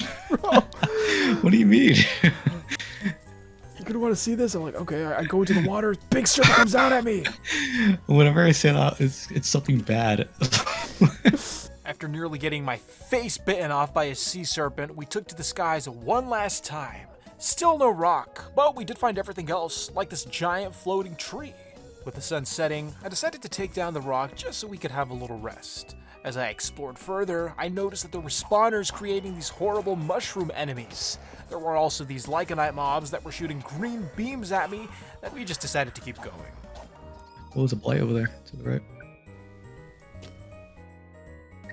What? Xavier, you gotta understand, that was a mistake. I'm sorry. After accidentally killing my friend, he found his rock, which meant we could finally go home. So good to be back. The journey was exhausting, but now we could work on other projects, like these battle burritos. To make battle burritos, you have to combine all sorts of exotic meat. Though it does mean you have to hunt exotic animals which bear resemblance to more dangerous creatures. So, don't make that mistake. That's what we're looking for. That big, fluffy guy over there in the water, that is a bobico. I think I'm saying that right. One of the first friends we need to make our battle burrito. I lured him out with some wheat. Aside from their size, they're basically nothing but big cows. The only annoying thing is, their size. They do have to get through the terrain, and that's difficult when they can't fit through any of it. They get stuck constantly, they have difficulty climbing up or down mountains, so it was a process to get them to the base. But once they were there, I bred them with some wheat, and they created a little bobico baby. Look at that little guy. Once they were settled in, it was time to move on to the next element of my battle burrito, the dinosaur, or Aerosaur. I think that's how you say that. I was going to struggle less by crafting a lead, then I flew to some lost cities where I knew I could find some. These guys were pretty abundant, but like the bobico, they suffer from their size as well. But with a lead and a little bit of wheat, I was going to be able to lure them back. At least I thought. These mobs have a mind of their own. They love to wander, they love to pull, and the lead is always snapping. So, like I said before, it was a process, but eventually, the next day, I finally got them there. And you can probably hear a little relief in my voice. It was a struggle to get them there. Next, aspids, which are significantly smaller. They are actually more dangerous, probably the most dangerous of the ones I'm trying to get because they're poisonous. They're surrounded constantly by a poisonous cloud, but they're fast, they're small, and they follow like champs. Getting them here was a breeze. Last but not least, we needed macas, these stegosaurus-looking creatures. But bringing them back to the base was gonna have to wait because I was freezing, plus I needed some more wheat. I waited for the snowstorm to end, and once the skies were clear, I had my target locked in. But I was distracted by this dragon wearing armor. I had never seen a dragon like this before. I had to kill it. It was an ice dragon, and it was gonna drop these beautiful white scales that I wanted for my armor set, but he got to my rock first. Then he began to pelt me from the sky with snowballs. Instead of running, I decided to face him, seeing as how the dragon was kinda small. Then it did something completely unexpected. It began descending down to the ground, which made my life a whole lot easier. I began swinging my sword, hacking and slashing away, lowering itself bit by bit until finally the dragon had succumbed to its injuries and died in the mud. I had killed a frost dragon, and now it was time to harvest the scales. This was the very first time I actually killed a dragon with a sword. So yeah, anything is possible at RLCRAFT. Feeling victorious, I took the wheat out, and I was ready to take the macas back home on a long journey. It took some time, just like every other animal, but we persevered and we got back to the desert. The macas were having a little trouble. Like I said before, big animals sometimes come with big troubles, but I was in a good mood after killing that dragon, so I was ready to clear the way for this guy. After all, this was going to be his new forever home, so he may as well enjoy his last bits of freedom while he still had it. Poor guy got a little confused and went into the aspid enclosure, but with a little wheat, I was finally able to lure him into his space, completing our farm. Now it was time to make burritos. But first, we had to solve the mystery of these books, and the mystery of where all of our stuff went. It turns out that someone was living in our walls. Kylie. You actually logged on and made it to the. This is yours? Yes! I have a whole secret base in your house. No. Wait, are you the reason why our jukebox is gone? Yeah! I tried telling you, John, but you didn't make sense of it. Someone has been living inside our walls. That's crazy. Over the course of a month, somehow she was able to log in, get to the castle, and build an entire room right underneath our feet, all while remaining undetected. And this was an elaborate room, which meant that she spent some time here under our noses and we had no idea. Correction, I had no idea. That's crazy. Okay, so the missing bunk bed is down here. I just assumed that was taken down because it was ugly. The music discs only. Okay, that's still here. I'm happy to see that the collection wasn't lost. Big old dragon skull. Is that mine? Yeah. I don't even remember. John, can you stand in the middle? Yeah. Like right in the middle. Stand right there. Okay. And then turn around and look up. No! That's crazy! Kevin, if you didn't tell me to, like, if I wasn't standing right here, I never would have noticed. That's why I made you look up. We're taking the music discs back. I even kept the sign the same. That's how I spelled it? Yeah! Onlyl? I forgot you could pick it up like that. Yeah. That's so funny. Alright, new day, new hat. New day, new hat. Let's get to it. Getting John can mine. Xavier, you gotta change your hat. The Sprout, like my Sprout. that's been his go-to for the whole playthrough. That's cute. No wonder. So you ready to go to the end, Kylie? No, I have nothing. Even. The fact that you're wearing iron armor, it shows me that you've been playing. No, Kevin gave me his XP tome. Oh. So do you guys when do you guys still need this? Or like No, yeah, I'll take it. Yeah. I did. No, you don't need it. Kevin I has need it. I don't given have me. words. Ah! What is going on? Kevin, you've dropped like 3 on the floor. Xavier has taken them all. Bro, you have plenty of words. How many hearts do you have? I'm gonna die! Kevin, what's I'm about your... to die. Stop. so My fast? bed was missing or obstructed? Kevin, you mean to tell me that she was here for a month and she never slept at this base? Alright, Kevin, let me give you a tour. Follow me. Why are these all dead?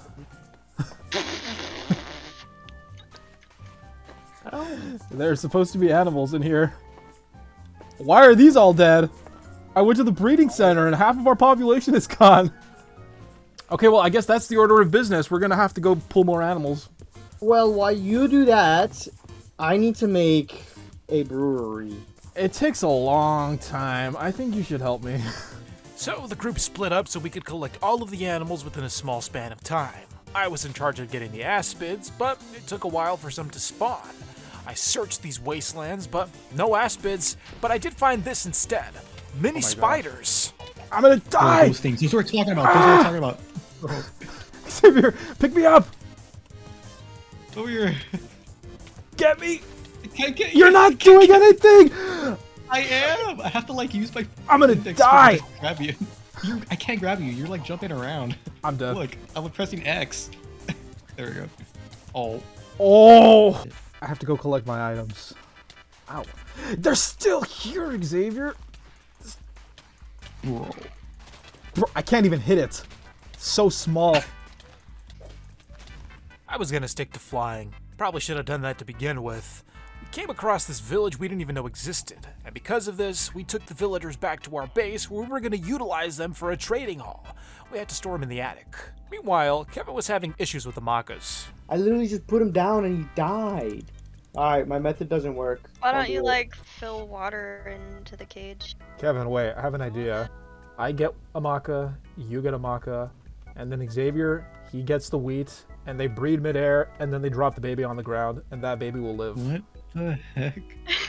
We can try it. I think we're Why gonna don't you give just them put a water? Story. Just put water!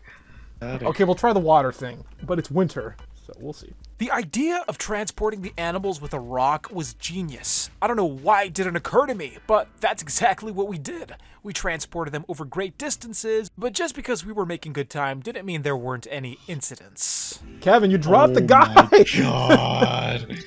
Kevin. It's time for the moment of truth. Put the maca on the ground without killing it. Thankfully, Kylie's water method actually worked. I was right. Kylie was Water? correct, but it came at the cost of a spectacle. I heard I was on the mission to get the macas. What have you guys been doing?